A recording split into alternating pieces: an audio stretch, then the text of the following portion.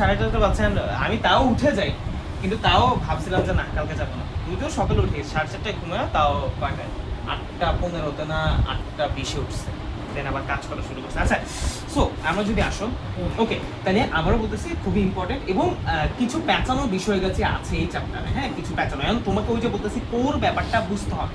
তুমি যদি কোর ব্যাপারটা ধরতে পারো, তুমি যা করবা তাই তোমার ভালো লাগবে। বাট তুমি কোর ব্যাপারটা যদি ধরতে না পারো, যাই করবো তোমার কাছে বোঝা মেলে লাগবে। সো বি কেয়ারফুল ব্যাপারটা, ঠিক আছে? চ্যাপ্টারটা খুবই ইজি। আমরা ধরতে গেলে বায়োলজির মধ্যে রুই মাছ, কাতলা মাছ মানে হাইটের পরে এটা অনেক সহজ একটা চ্যাপ্টার, ঠিক আছে? কিন্তু এই চ্যাপ্টারে ওই যে কিছু ছোট্ট খাট্ট কিছু ব্যাপারগুলোই যদি মেইন স্ট্রিমের জায়গাটা আমরা বুঝি, তাহলে আমাদের জন্য অনেক ক্লিয়ার কনসেপ্ট হিসেবে দাঁড়াবে।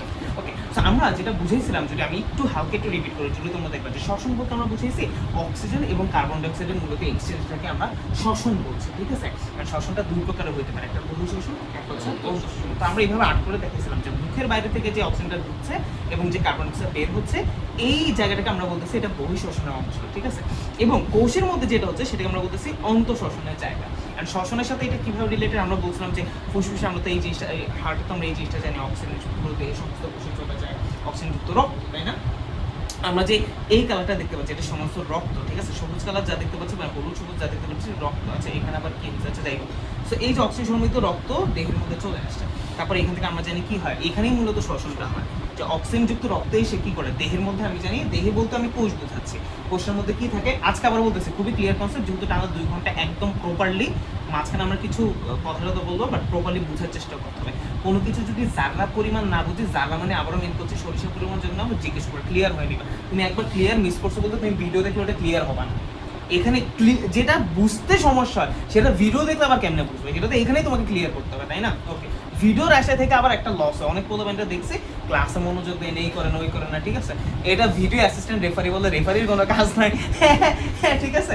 ওকে, যাই হোক, ও একটা ভিডিও অ্যাসিস্ট্যান্ট টিচার আর কি, ঠিক আছে? তো মেইন ভিডিও অ্যাসিস্ট্যান্ট ভাই, মেইন ভাইয়ের কাজ তো এখানে। আচ্ছা, তো আমরা যেটা বলতেছি এই জায়গাটা আমরা বলতেছি অন্তঃশোষণ, ঠিক আছে? যে অক্সিজেন সমৃদ্ধ ঢুকবে এবং একটা প্রত্যেকটা কোষের মধ্যে যে জিনিসগুলো বলবো প্রত্যেকটা ভিডিওতে এবং মাথার মধ্যে খুব ভালো করে বলবো, প্রত্যেকটা কোষের মধ্যে খাবার সঞ্চিত থাকে। কোন খাবার সঞ্চিত থাকে আমি বলি, আমি তোমাদের যদি একটু বুঝাই। ধরো আমি মুখে দিয়ে খেলাম, ধরো আমি ভাত খেলাম, আজকে তোমার ভাত খেয়ে আসলাম, ধরো কথার কথা ভাত খেলাম, এই ভাতটা আমাদের পাকস্থলী পার হয়ে অন্ত্র পার হয়ে, আমরা পরিপাক চ্যাপ্টারে দেখবো, এটা পার হয়ে কিসে কনভার্ট হয়, গ্লুকোজে কনভার্ট হয়। এই গ্লুকোজটাই প্রত্যেকটা কোষে চলে যায়, তাহলে এটাই হচ্ছে আমার খাবার, এটাই হচ্ছে ওই কোষের ওই খাদ্যটা বলতেছে। বুঝতে পারছি ব্যাপারটা? এই যে খাদ্য লেগছে কথাটা, কোষের মধ্যে যে খাদ্য মজুদ থাকে বা একটা কোষের মধ্যে যে যাবতীয় জিনিসপাতি থাকে, এটা বলতেছি গ্লুকোজটা। বুঝছি ব্যাপারটা? এই গ্লুকোজের সাথে এই অক্সিজেন বিক্রিয়া করে এবং বিক্রিয়া করে সেখান থেকে তাপ উৎপন্ন করে, শক্তি উৎপন্ন করে, তথা এটিপি, এই যে তাপ এটিপি উৎপন্ন করে এবং উপাদান হিসেবে কার্বন ডাইঅক্সাইড উৎপন্ন করে। যে কার্বন ডাইঅক্সাইডটা আবার রক্তের মাধ্যমে বের হয়ে আবার হৃৎপিণ্ডে চলে আসে, তারপর হৃৎপিণ্ড থেকে সেটা বের হয়ে আবার এটা ফুসফুসে চলে আসে। ফুসফুসের মধ্যে একটা এক্সচেঞ্জ হয়, ফুসফুস এই কার্বন ডাইঅক্সাইডটা নিয়ে ফেলে, তার বিনিময়ে ও অক্সিজেন দেয়, সেই অক্সিজেনটা রক্তের মাধ্যমে একটু করে এখানে চলে আসে, এই যে এখানে চলে আসে, আবার সেই অক্সিজেনটা যায় প্রত্যেক চলে যায়। আর ফুসফুসের এই জায়গায় কি হচ্ছে, সেই যে অক্সিজেনযুক্ত বায়ুটা গ্রহণ করছে, এই বায়ুটাই ফুসফুসের মাধ্যমে বায়ু থেকে রক্তে চলে যায়, আর রক্ত থেকে ওই কার্বন ডাইঅক্সাইডটা ফুসফুসে এসে বায়ু হয়ে বের হয়ে যায়। আমি কি বুঝতে পারছি ব্যাপারগুলো? সো এই ব্যাপারগুলোই আমার। আচ্ছা, মলিকুল কিন্তু কার্বন ডাইঅক্সাইড অক্সিজেন সেম আছে, কখনো তারা রক্তে থাকতেছে, কখনো তারা বায়ুতে থাকতেছে।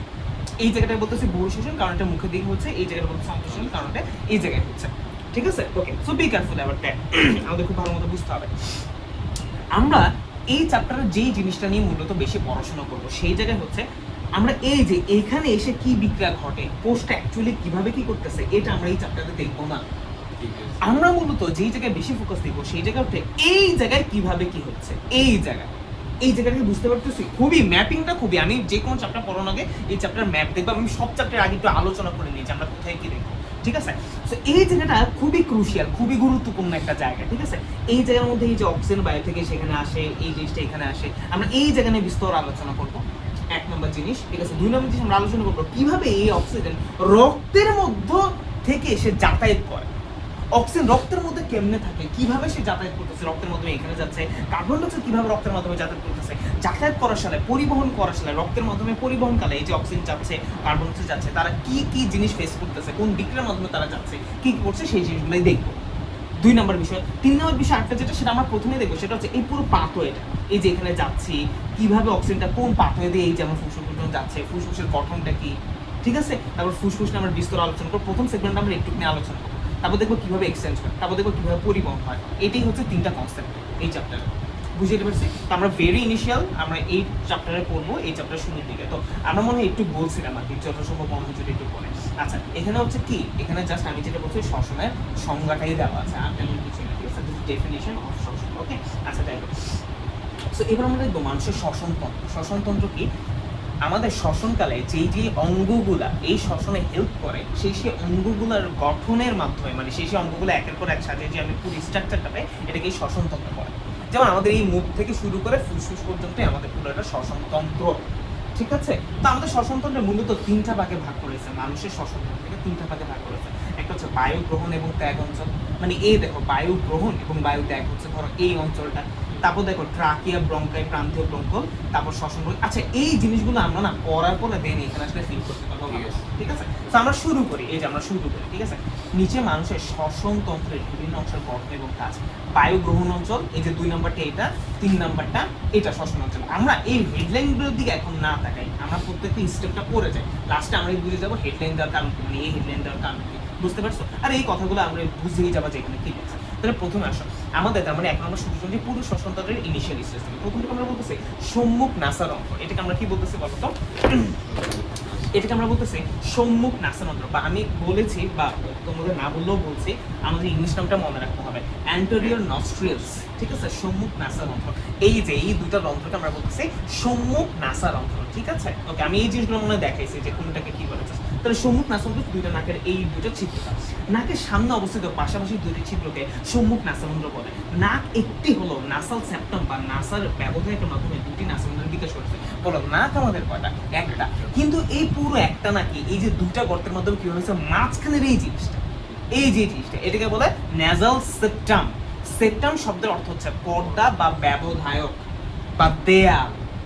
এই দুটো রুমের মাঝখানে যেমন একটা দেয়াল রয়েছে, এটাকে আমরা বলতে পারি সেপ্টাম। আমি কি বুঝাইতে পারছি?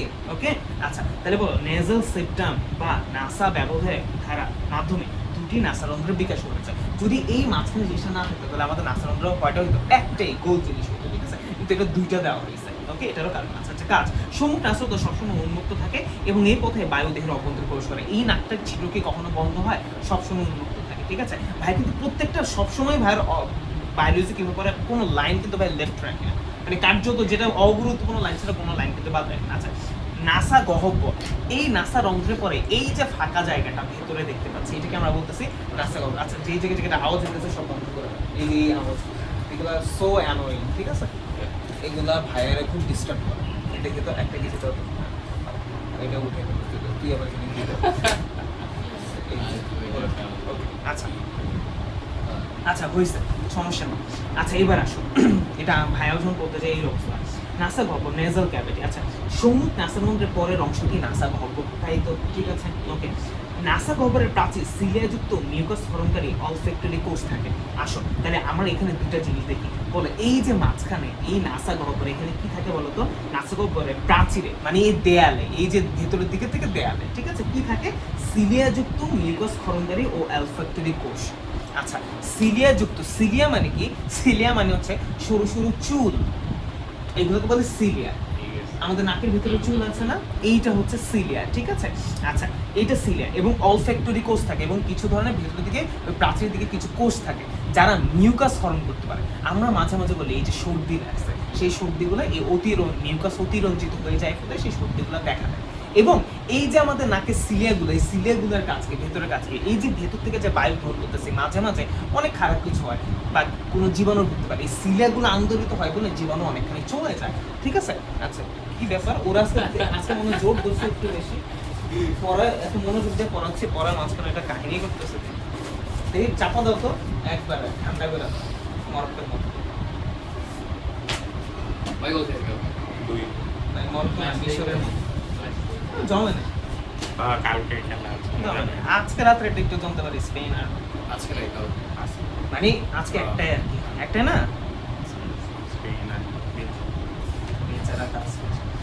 তাজমিরের আপন ভাই, সৎ ভাই সব গেছে, এমন দূর সম্পর্কের এক চাচাতো ভাই আছে। ফ্রান্স না থাকলে তোমার স্পেন দাঁড়িয়ে যাবে, আজকে ধর স্পেন জিতলো। যাই হোক, আচ্ছা আমরা পাঠে ফিরে আসি, পরে আমরা মাঝখানে আলোচনা করবো, ঠিক আছে? আচ্ছা, এটি আগত কোষের বায়ুকে কিছুটা সিক্ত করে। আচ্ছা, সিক্ত মানে ভিজিয়ে ফেলা। তাহলে এই যে মিউকাস ক্ষরণ করে আলফেক্টরি কোষটা যে আছে, এটা ভেতরে আছে, এই যে বাতাস যায়, এই বাতাসটা একটা শুকনা বাতাস যায়, এই নাকের ভিতরে ঢুকলে ওই কোষগুলা এই বাতাসকে কিছুটা ভিজিয়ে দেয়, মিউকাস রস মিশ্রিত করে কিছুটা ভিজিয়ে দেয়। আমি বলবো কই ভাই বুঝতে পারি না, হালকা আছে, তুমি বুঝো না, নাকের ভিতরে সবসময় একটু হালকা পানি পানি জাতীয় থাকে, এমন না যে খুবই শুকনা, ঠিক আছে? ওকে, তো কিছুটা শিখতে পারে। হ্যাঁ, আসলে কাজ দেখি, সিলেযুক্ত এবং মিউকাস কোষগুলা ধুলাবালি এবং রোগ জীবাণু আটকে দেয়। সিলে মানে চুলগুলা, মিউকাস মানে কোষগুলা, ওই কোষগুলোকে মিউকাস ফর্ম করে, যার ফলে জীবাণু ঢুকলে নাসার সাথে লেগে যায় অথবা চুলগুলো আন্দোলিত করে বের করে দেয়, এমন করে, ঠিক আছে? ওকে, রোগ জীবাণু আটকে দেয়। অলফ্যাক্টরি কোষ ঘ্রাণ উদ্দীপনা গ্রহণের সহায়তা করে। তাহলে অলফ্যাক্টরি এই কোষটার কাজ কি? এটা ঘ্রাণ উদ্দীপনা। ওইখানে এই যে আমি যদি নাকের ভিতরে অলফ্যাক্টরি কোষ করে আমাদের, আচ্ছা আমরা যে ঘ্রাণ বলি, এই ঘ্রাণগুলো কি? এগুলো কিন্তু একটা মলিকুল, এগুলো কিন্তু মলিকুল, কেমিক্যাল জিনিস, মলিকুল কিন্তু এগুলো, ঠিক আছে? এই যে ঘ্রাণ পাই, এগুলো একটা মলিকুলের কারণে হয়। এটা সেন্টার হতে পারে, পারফিউমের হতে পারে, হোয়াটসঅেভার যেটাই ক্ষেত্রে হতে পারে। ধর কোনো বিরিয়ানি রান্না করতেছে, আমরা যে স্মেল পাচ্ছি সেখান থেকে কিছু মলিকুল আসে, সেই মলিকুলটা না নাকে ঢুকে অলফ্যাক্টরি কোষকে হিট করে। অলফ্যাক্টরি কোষ তখন সেন্স করে, আরে এটার জন্য এই ঘ্রাণ মস্তিষ্কে পাঠাবে, মস্তিষ্ক তখন এটাকে প্রসেস করে এবং ঘ্রাণ হিসেবে কাউন্ট করে।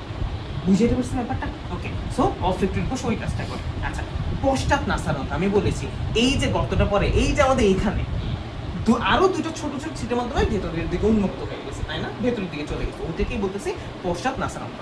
যারা পেছনে গিয়ে ওই যে নাসা গলবিলের সাথে উন্মুক্ত হয়েছে, বলছিলাম নাসা গলবিল হচ্ছে ঠিক নাসারন্ধ্রের পেছনের দিকে, মানে একবারে আমি যদি ওই সাইডটা ধরি, মানে এটার মাঝখানের দিকে, ঠিক আছে? এই যে এখানে এই জায়গাটা হচ্ছে নাসা গলবিল, ঠিক আছে? এই যে এই জায়গাটা, ওকে, এই জায়গাটা, এই যে এই জায়গাটা, এই যে এই দেখো, এই পশ্চাৎ নাসারন্ধ্র হচ্ছে এই যে এই দেখো, এটা হচ্ছে সম্মুখ নাসারন্ধ্র, সম্মুখ নাসারন্ধ্র ধরে যাচ্ছে এই যে ধরো পশ্চাৎ নাসারন্ধ্র এই দিকে, ওকে? আচ্ছা, এবার আসো, আচ্ছা কোথায়? এই যে নাসা গহ্বর, যে দুটি ছিদ্রের মাধ্যমে নাসা গলবিলে উন্মুক্ত হয়, তাই না?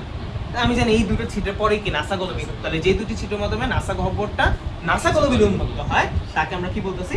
তাকে আমরা কোয়ানা বা পশ্চাৎ নাসারন্ধ্র বলি। এটা আরেকটা নাম হচ্ছে কোয়ানা, পোস্টেরিয়র নস্ট্রেলসেরই আরেকটা সুন্দর নাম হচ্ছে কোয়ানা। প্রচুর এমসিকিউ আসে।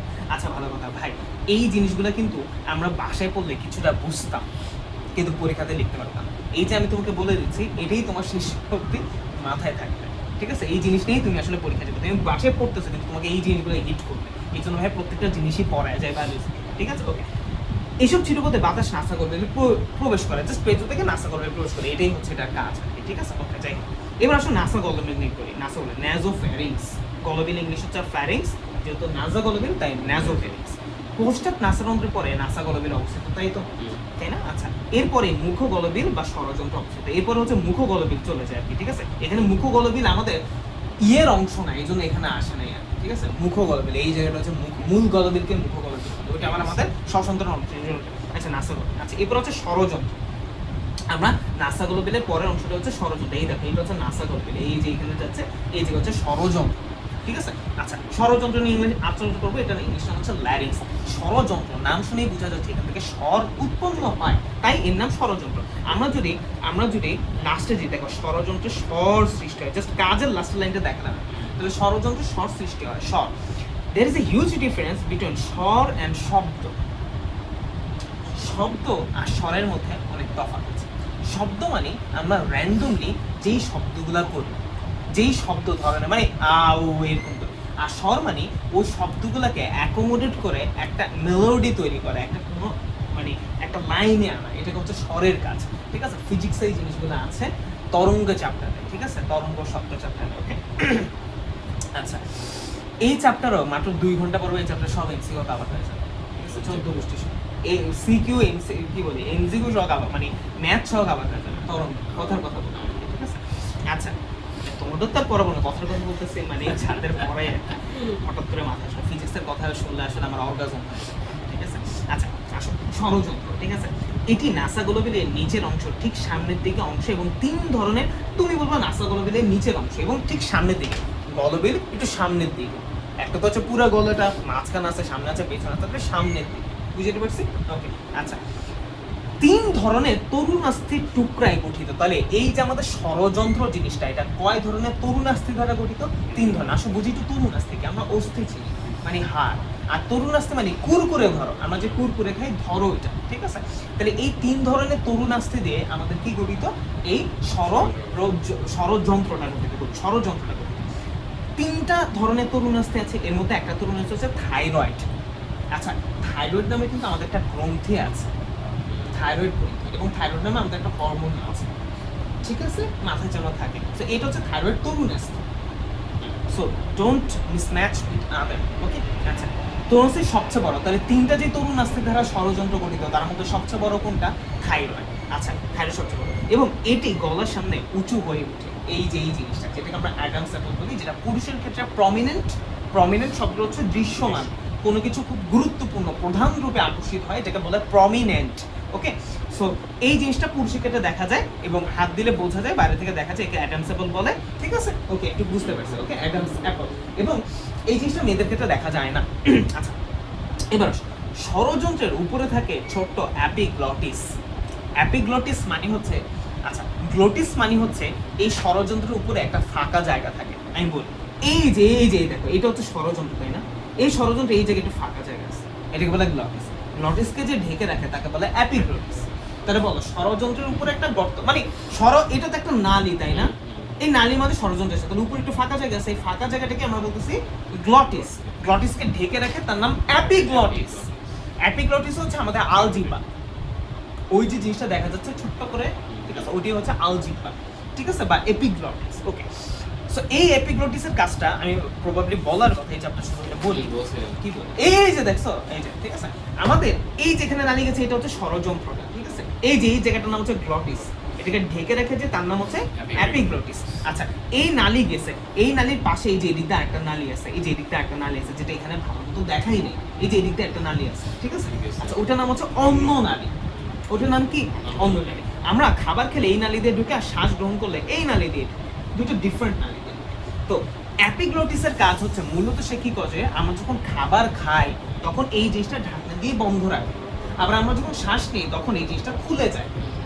আমার কথা কি বুঝতে পারছো? এই জন্য আমরা খাবার খাওয়ার সময় শ্বাস নিতে পারি না। আমরা খাবার খাওয়ার সময় কি করতে পারি না? শ্বাস নিতে পারি না। তুমি পারবা, তুমি জিহ্বার মধ্যে চাবাচ্ছ তখন নিতে পারবা, কিন্তু তুমি যখন গলার মধ্যে নিয়ে গেছো তখন নিতে পারবা না। হ্যাঁ পারবা, খাদ্যটা এদিক দিয়ে ঢুকলে, কিন্তু খাবারটা যদি বাই এনচেস এদিক দিয়ে ঢুকে যায়, ওই সময় মানুষের গলায় আটকে যায়। বুঝছো আমার ব্যাপারটা? মানুষ কোন সময়, যেমন ধরো মানুষ খেতে যাচ্ছে, তুমি খাইতেছো ভালো কথা, তোমার খাবারটা এই পথে আইতেছে, তুমি শ্বাস নিতে পারো, সমস্যা নেই, কিন্তু there is a huge chance যে খাওয়ার সময় তুমি যদি শ্বাস নিতে চাও এদিক দিয়ে চলে যাও। তো আমরা বাই ডিফল্ট যেভাবে শ্বাস নিই এটাতে সমস্যা নাই, কিন্তু কিছু কিছু মানুষের ট্র্যাক ভিন্ন হয়ে যেতে পারে, সমস্যা হয়ে যেতে পারে, ঠিক আছে? মানুষ যখন বেশি মাত্রায় মুখে নিয়ে ফেলে, ওকে?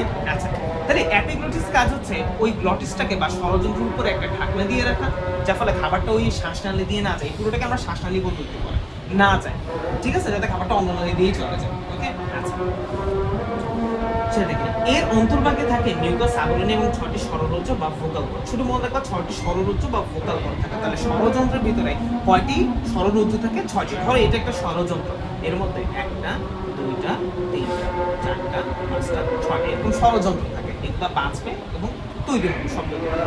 পেশির সংকোচন এবং প্রসারণের ফলে সরলরজ্জুর টান এবং স্লথন নিয়ন্ত্রণ হয়। আচ্ছা, এই সরলরজ্জুগুলা প্রসারিত হতে পারে, আবার সংকুচিত হতে পারে। স্লথ মানে প্রসারিত হওয়া, সংকুচিত হতে পারে, স্লথ হতে পারে, প্রসারিত বা সংকুচিত, তখন আসলে মূলত শব্দের তৈরি হয়। আর এই যে এগুলা করবে, এগুলো হচ্ছে ওই ষড়যন্ত্রের চারপাশে যে মাংস বা পেশি আছে, এই যে এগুলা মাংস, এই মাংস সংকোচন প্রসারণের ফলে মূলত এই সরলরজ্জু বা ষড়যন্ত্র সংকোচন প্রসারণ হয়, তারপরে শব্দ তৈরি হয়, ঠিক আছে?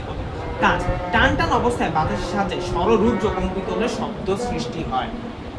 সরলরজ্জু কম্পিত হলে, এই যে ভেতরে এই সরলরজ্জুটা কম্পিত হলে শব্দ তৈরি হয়, ঠিক আছে?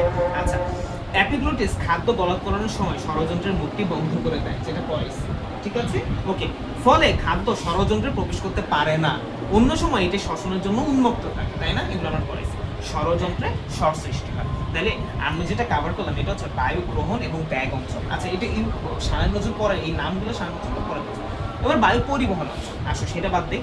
শ্বাসনালী বা ট্রাকিয়া, এই যে ষড়যন্ত্রের পরে যে এই যে লম্বা করে জিনিসটা হচ্ছে, এটাকে আমরা বলি শ্বাসনালী। তার পাশে আরেকটা নালী ছিল অন্য নালী, আমরা শ্বাসনালী কিনে আলোচনা করবো, ঠিক আছে? তাহলে আমাদের এখন প্রধান আকর্ষণ হলো শ্বাসনালী অথবা ট্রাকিয়া, ওকে? আচ্ছা, তাহলে শ্বাসনালী নিয়ে কি বলবো? দেখো, ষড়যন্ত্রের পর থেকে পঞ্চম বক্ষদেশীয় কশেরুকা পর্যন্ত বিস্তৃত 10 থেকে 12 সেন্টিমিটার দৈর্ঘ্য, 2 থেকে 2.5 সেন্টিমিটার ব্যাসবিশিষ্ট ফাঁপা নলাকার অংশকে ট্রাকিয়া বলে। আচ্ছা, এবার ভাই বুঝে, এবার আমি বলি আমাদের এখানে কি আছে বলতো? ফুসফুস আছে, ঠিক আছে? আমাদের এই ফুসফুসকে তোমার বলতো আমাদের এখানে কি আছে? রিব, পৌশুকা। আমাদের রিব বা পৌশুকা আছে। আমাদের কয়টা পৌশুকা? পাঁজর। পাঁজরকে 32টা, 8 দ্বিগুণ 16টা, 24টাই তো, কি সুন্দর। 24টা কিভাবে? 24টাই তো, এই পাশে 12টা, এই পাশে 12টা, কি সুন্দর। হ্যাঁ, আমি তো ওকে কনফিউজ করে দেবো। ঠিক আছে, মোট হচ্ছে কয়টা? 24টা, ঠিক আছে? এই পাশে 12টা এবং এই পাশে 12টা। এই যে এখানে আছে, প্রমাণ দেখবা, প্রমাণ দাও।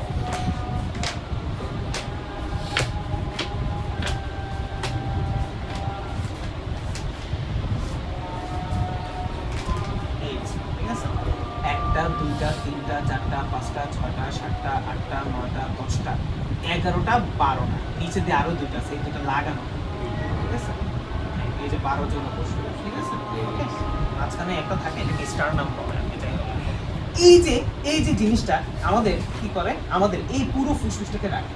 তো এটার দেখো, এই যে কাহিনী দেখো, এটার পঞ্চম বক্ষদেশীয় কশেরুকা পর্যন্ত, এই যে 1টা 2টা 3টা 4টা 5টা, এই যে পঞ্চম, এই এলাকা পর্যন্ত আমাদের ট্রাকিয়াটা বিস্তৃত থাকে। আর এই জিনিসটা দেখো, এই জিনিসটা কিন্তু এই জিনিসটাকে ঢাকনা দিয়ে রাখে। তাহলে এই পর্যন্ত ট্রাকিয়াটা থাকে, এটাই মতো পঞ্চম কশেরুকা, পঞ্চম নাম্বার কশেরুকাটা আছে। এটাই বুঝেছে, আগে বুঝতে পারছি ব্যাপারটা? ওকে, তাহলে ষড়যন্ত্রের পর থেকে পঞ্চম বক্ষদেশীয় কশেরুকা পর্যন্ত বিস্তৃত 10 থেকে 12 সেন্টিমিটার দীর্ঘ। তাহলে এই যে লম্বা নালীটা, এটা কত সেন্টিমিটার দীর্ঘ? 10 থেকে 12 সেন্টিমিটার, খুবই ইম্পর্টেন্ট। এবং 2.5 সেন্টিমিটার ব্যাস, এটা ইম্পর্টেন্ট না, তাকে ট্রাকিয়া বলে। এবার এই যে ট্রাকিয়া, তাহলে কি একটা নালী বা শ্বাস নালী, একটা নালী চলে গেছে ট্রাকিয়া, ঠিক আছে? ভালো কথা। এটা প্রায় 15 থেকে 20টি তরুণাস্থি নির্মিত, সি আকৃতির তরুণাস্থি নির্মিত, এই যে এরকম তরুণাস্থি নির্মিত। আচ্ছা, এবার দেখেন, লম্বা একটা পাইপ চলে গেছে এখান থেকে এখানে। এটা মাংসের বা চামড়ার বা মাংসের টাইপের তৈরি। এটা যে কোনো সময় চাইলে চুপসে যেতে পারে। বলতো চুপসে গেলে সমস্যা কি হবে? শ্বাস নিতে পারবা? তাহলে বলো, আমার যে এই লম্বা জিনিসটা চলে গেল, এটা যে কোনো সময় কি হতে পারে? চুপসে যেতে পারে। আমরা যদি একটা ভিজুয়াল রিপ্রেজেন্টেশন দেখার চেষ্টা করি, লেখা খাতা নেই,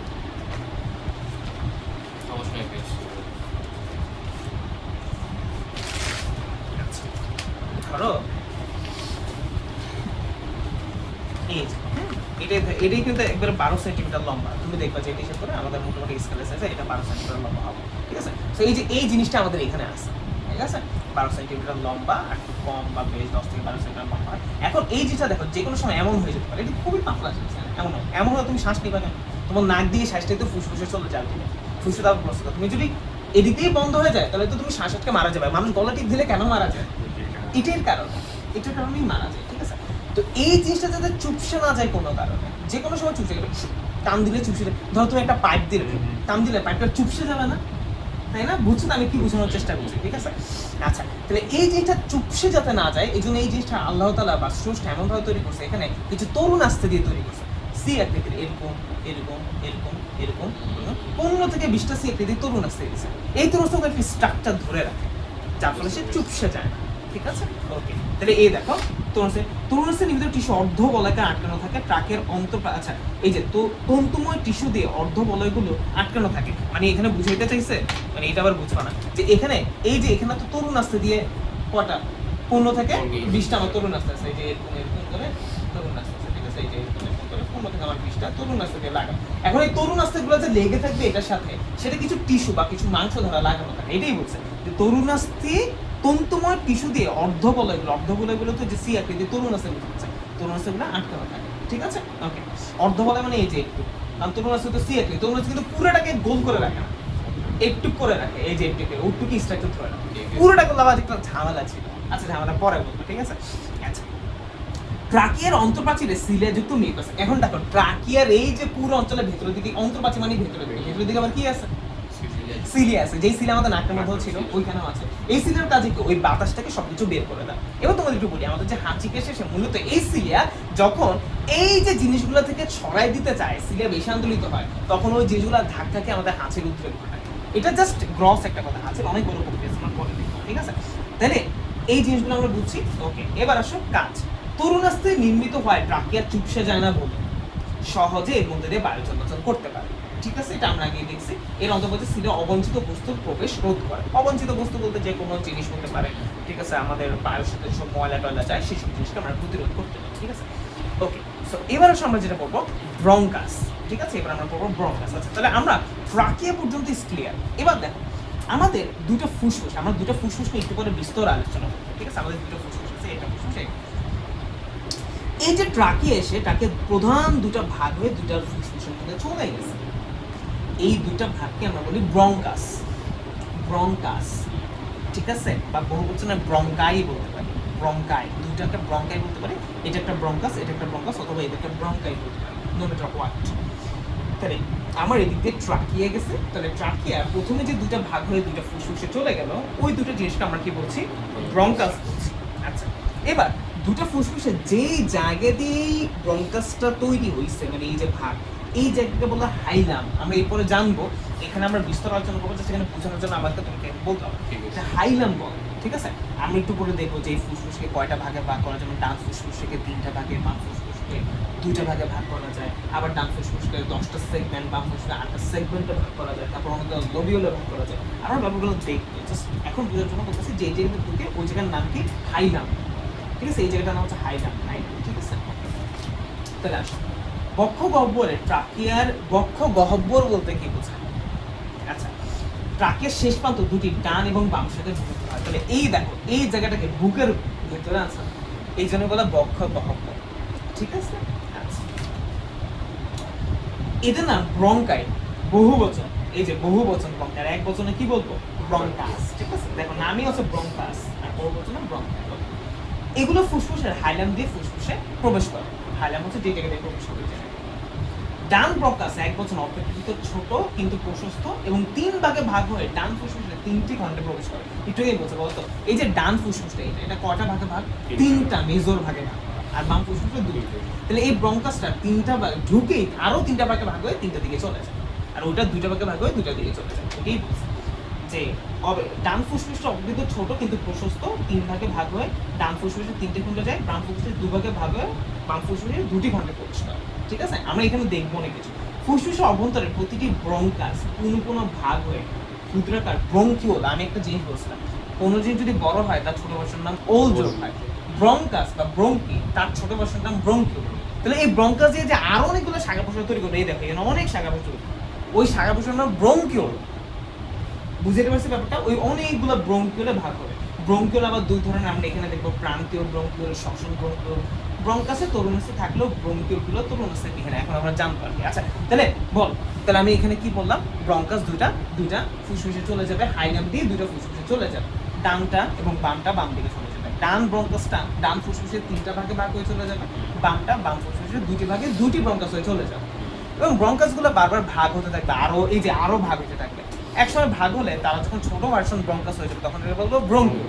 ব্রঙ্কিওল 2 প্রকার, একটা শ্বসন ব্রঙ্কিওল, প্রান্তীয় ব্রঙ্কিওল। এখন ভাই এগুলোর নাম তো বুঝি না, এগুলো আমরা পরে বুঝবো। ঠিক আছে, প্রান্তীয় ব্রঙ্কিওল। ঠিক আছে, এবার আমরা জানি কি, এই দেখো এখানে কি তরুণাস্থি আছে, বলো এখানে কি তরুণাস্থি ছিল না? এখানে এই যে ট্রাকিয়া, এটার মধ্যে তরুণাস্থি আছে, সিয়াতে। আচ্ছা, এরপর আমাদের ব্রঙ্কাস ঢুকছে, তার মধ্যেও তরুণাস্থি আছে, কিন্তু ব্রঙ্কাস ভেঙে যে ব্রঙ্কিওল তৈরি হয়েছে তার মধ্যে আবার কোনো তরুণাস্থি নাই। এই যে ভিতরে চলে গেছে তার মধ্যে আবার তরুণাস্থি, কারণ এখানে এত ফ্লেক্সিবিলিটি দরকার নাই, তার বাইরে এখন ফুসফুসি আছে। আচ্ছা, তাহলে এই যে এই লিখছে ব্রঙ্কাসে তরুণাস্থি থাকলেও ব্রঙ্কিওলগুলো তরুণাস্থি কি পরিমাণ এমসিকে এখান থেকে আসে আপনারা ভাই।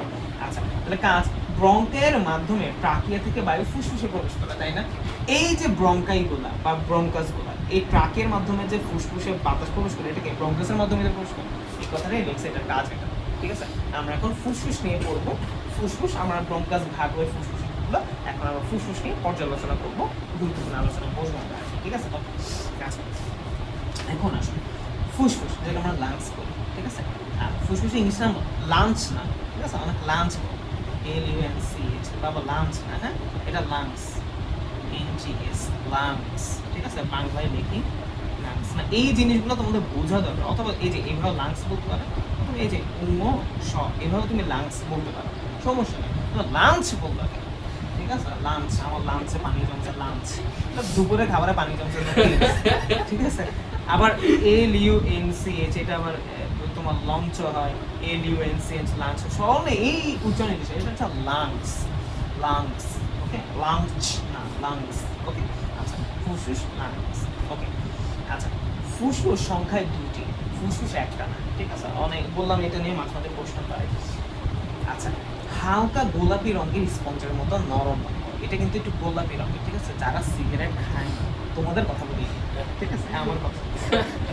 আচ্ছা, তাহলে এই যে এরকম কালারের, হ্যাঁ কে, আমি তো বলছি তোমাদের কথা বলি না, আমি বলছি যারা খায় তাদেরটা এরকম গোলাপি না, ঠিক আছে? সেটা তোমাদের কথা বলছি, আমার কথা না, আমারটা গোলাপি, তোমাদের বলতেছে, ঠিক আছে? ভাইয়া হচ্ছে স্মোকিং নিয়ে ছোট, ভাইয়ার খুব ইচ্ছা হচ্ছিল, কারণ ভাইয়ের আশেপাশের ফ্রেন্ড সার্কেল তো অলমোস্ট সবাই স্মোক, অলমোস্ট না মানে যারা হচ্ছে একটু ইয়ে আর কি, বেশিরভাগই ধরতে গেলে হচ্ছে স্মোকিং ইউনিভার্সিটি থাকে আর কি। তারপর আমার কাজিন যারা আছে, কাজিনের মধ্যে আমার 80% হচ্ছে স্মোক, ভালো স্মোক, তো মাঝেও থাকলে আমার কি টান দু একটা দিব কিনা, তো আমি ট্রাই করছিলাম, ট্রাই করি নি এমন না, তো আমি মানে ট্রাই করছি যে খাওয়ার উদ্দেশ্যে এমন না, মানুষ ধরে কখন ধরো হচ্ছে বন্ধু বান্ধবের পাল্লাই করে দু একবার টান দেয়, ওই যে দুইটা একটা টান আমার সারা জীবন, ঠিক আছে? তারপর হচ্ছে ধরো অথবা কেউ হচ্ছে খুবই অবস্থা খারাপ হয়ে যায়, তখন টান দেয়, বহুত কিছু হইতে পারে, এই চলে গেছে, ছেলে চলে গেছে, যাই হোক অনেক কিছুই হইতে পারে। তো যাই হোক আমার এমন কিছুই ছিল না, আমি যখন দেখতাম আমার কাজিন খাইতেছে, তো যাই হোক আমি ট্রাই যে আমি দেখি, ঠিক আছে, তাই নিছি। তো আমি 2-3টা সিক দিছি, এখন 2-3বার নিছি সিক, ঠিক আছে? কিন্তু আমি জানতাম না, আমি ফর দ্য ফার্স্ট টাইম তখনই জানছি যে সিগারেট আসলে বুকের ভিতরে নেয়, আমি জানতাম এটা মুখ দিয়ে ছেড়ে দেয়, তো আমি এবার তো কি হয় মানে নিছি, তো নিয়ে মুখের ভিতরে আছে, মুখ থেকেই ছেড়ে দিছি। আমি বললাম তো লাভটা কি হয়, আমার হিট করতেছে কোথায়, ব্রেন হিট করতেছে কোথায়, লাঞ্চে ঢোকার পর বললো যে না এটা আসলে ভেতরে যেতে হবে, তো ভেতরে যেতে তো আমি কোনোভাবে আসলে ভেতরে নিতে পারি, ঠিক আছে? তো আমি তারপরও 2-3বার ট্রাই করে একবার ভেতরে ঢুকছে, কাশি টাশি আসছে, এরপর আমি আরো একদিন ট্রাই করছি যে ঠিক আছে একদিন ট্রাই করি, ঠিক আছে? কিন্তু আমার না কোনো ধরেই নেই, মানে এগুলো আমার কোনো কাজে আসে না, আমার কোনো অ্যাট্রাকশনও যাবে না, ভালোই লাগে না, ঠিক আছে? তো এই জন্য আর আমার কখনো হয়নি, ওকে, এইটা আর কি। এই আর কি, যারা খায় তাদের আবার অভ্যস্ত অনেক বেশি, তা আমারটা মোটামুটি এরকমই আছে আশাবাদী। আচ্ছা গোলাপ, আচ্ছা এখন আসো ফুসফুস,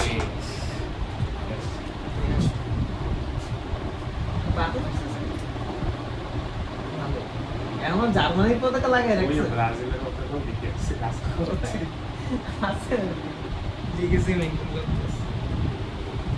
এমনি আবার ব্রাজিল আর অন্যদের পতাকা খুবই কম দেখা গেছে, যেই রাসের যেই পরিমাণ আর্জেন্টিনার পতাকা, ও ভাই রে ভাই মারাত্মক লেভেলে, এবার বেশি পতাকা, গতবার চিন্তা আরো বেশি ইয়ে পেয়ে গেছে, সাহস পেয়ে গেছে।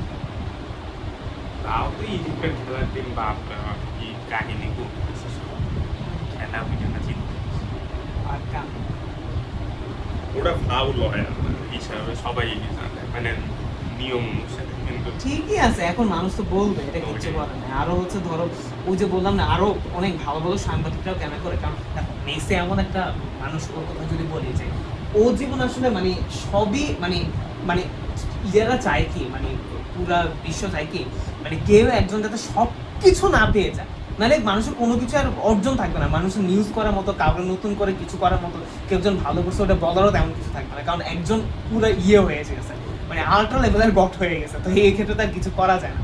তো এই জন্য তাই তো যে গতবার মানে ধরো গতবার পর্যন্ত এর আগে যখন সৌকে যে পোপা পাইছে বা এই পাইছে প্লাস অনেকগুলো পাইছে, এই তো বহু জিতছে, ওইটা নিয়ে সমস্যা নেই, বাট গতবার যখন হচ্ছে ইয়ে পেয়ে গেছে, ওয়ার্ল্ড কাপ পেয়ে গেছে, তার মানে ও তো পুরো আনবিটেবল হয়ে গেছে, মানে ওকে তো এবার তার ধরা ছড়া বাইরে, ঠিক আছে? তো তখন থেকে দেখবা শুরু হয়েছে যে ফিফা এর আগে এত বছর কি হয়েছে, ওরে বা গত বছর হুট করে ফিফা ওয়ারের সাথে খুব ইয়ে করে ফেলছে, মানে এর আগে যে এত বছর বেচারা পারে নাই, 14 সালে আল্লাহ জার্মানির সাথে এইখানে সার্ভাইভ করলো, 18 সালে আগে ইয়ে হয়ে গেল, এই জায়গায় করলো ওই জায়গায় করলো, এতগুলা আগে তো কোপাও হাঁটতো, জিতছে এত ইয়ে করে, তো এইগুলা কেমন করছে, এটা তো এমনি করে।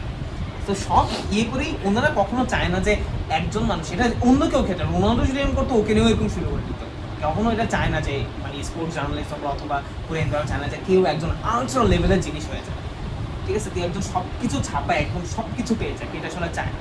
তো যারা চায় যে একটু ব্যালেন্স হোক, যে ও তো অন্যদিকে লিগে বহুত ভালো করছে, ও হয়তো কান্ট্রিতে একটু ডমিনেন্ট থাক, মানে একটু রেসিসিভ থাক, বেশি একটু নাম, তো বেচারা এদিকেও হয়ে গেছে।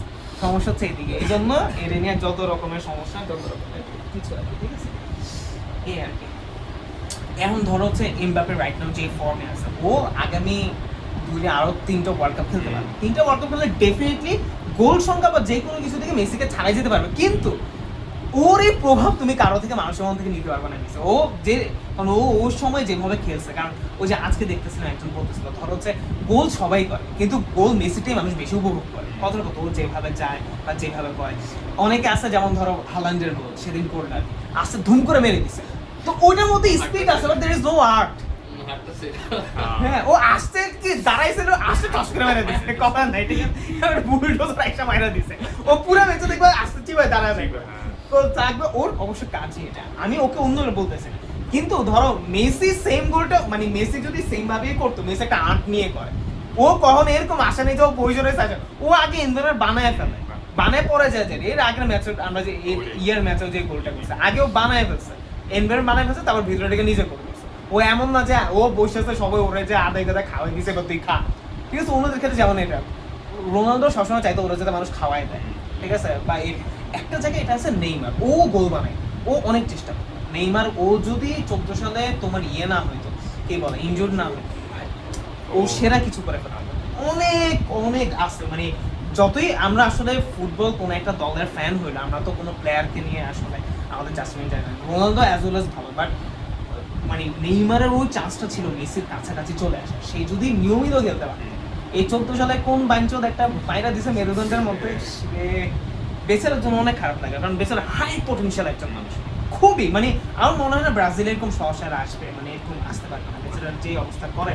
তারপর ওরা নিয়ে কিছু হইলে মানে মানে ও কিন্তু ধরো মানে মেরুদণ্ডের ব্যথাটা আসলেই, মানে আমরা যারা হচ্ছে এই লাইনের ব্যাপারটা বুঝি, মানে দেখো না, মানে আমাদের কাছে মনে হয় যে টোকা লাগছে, মানে পড়ে গেছে, বাট ওরে নিয়ে কত ব্যাপারটা ছিল ওরকম, ও যদি ওই মুহূর্তে না পড়ার চেষ্টা করতো, ওর উপরে ইম্প্যাক্ট পড়তো। মানে ওকে যখন টাচ দেয়, ধরো তোমার পা একটু সমস্যা, তুমি দেখবা তোমার পা অনেক ব্যথা করো, তুমি একটু দেখবে পড়ে যাও, ব্যাপারটা এমনই। ওই মেরুদণ্ডের ব্যাপারটা আমরা যখন ওই চাপটা পড়বো, ওইখানেও দেখবা যে এই ব্যাপারটা ওর মেইন জায়গাতেই ফ্র্যাকচার হয়েছে, মেইন জায়গাতেই অবস্থা টাইট হয়ে গেছে। তো মানুষ যখন এটা হাওয়া বাতাস লাগলে আসলেই পড়ার কথা, বেচার আসলে ইচ্ছা করে যে মারতে, এরকম না। আর খেলার মধ্যে কে না চাবি ইচ্ছা করে নিতে, আমরা সবাই তো ট্রাই করবো, তাই না?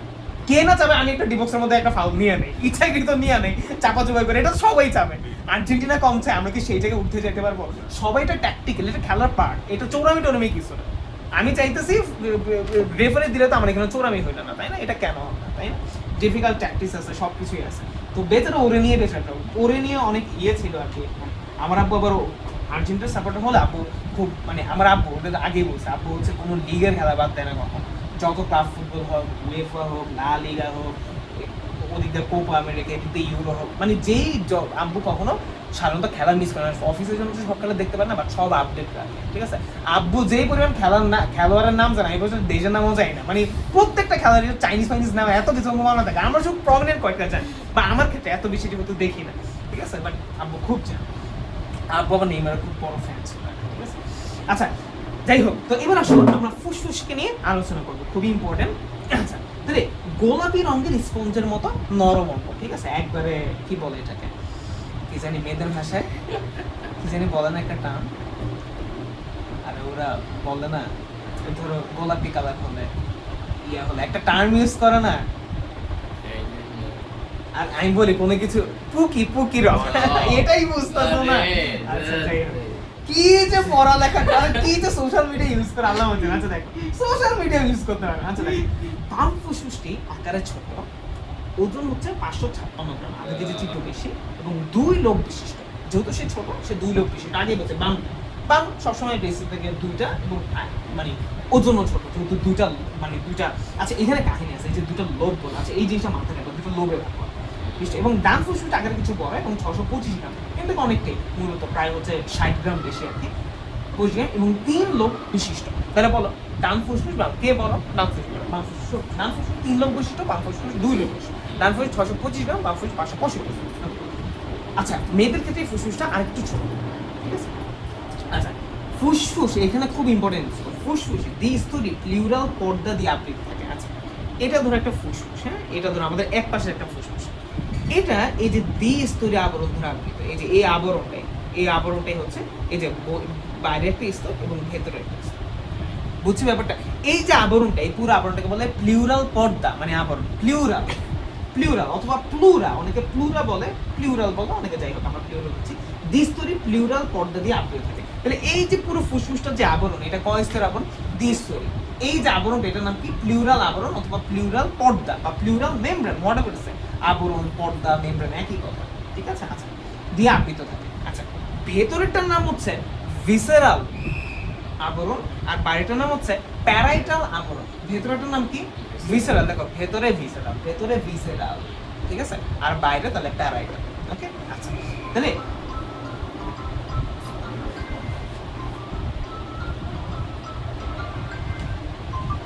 ইন্টারনেট ওলা মানে,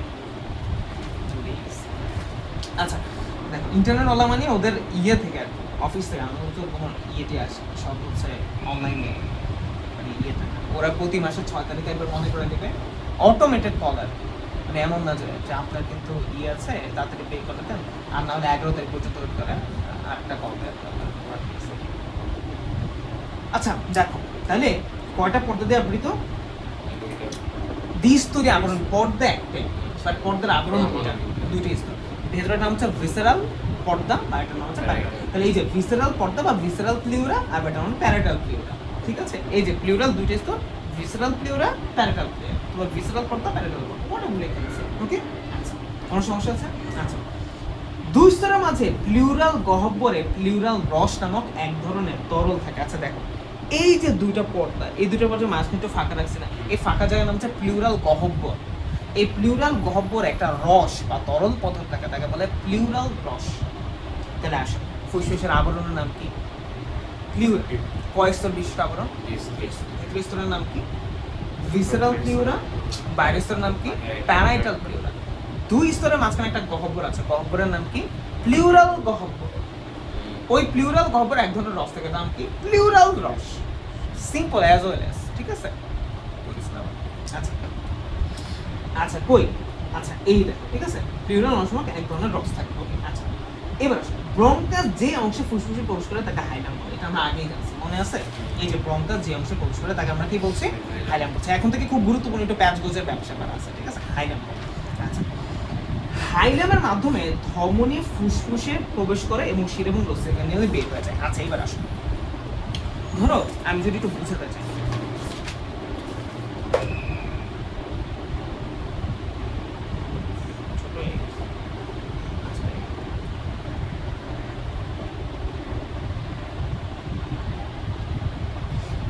সো এই জায়গাটাকে আমরা বলতেছি হাইলাম, তাই না?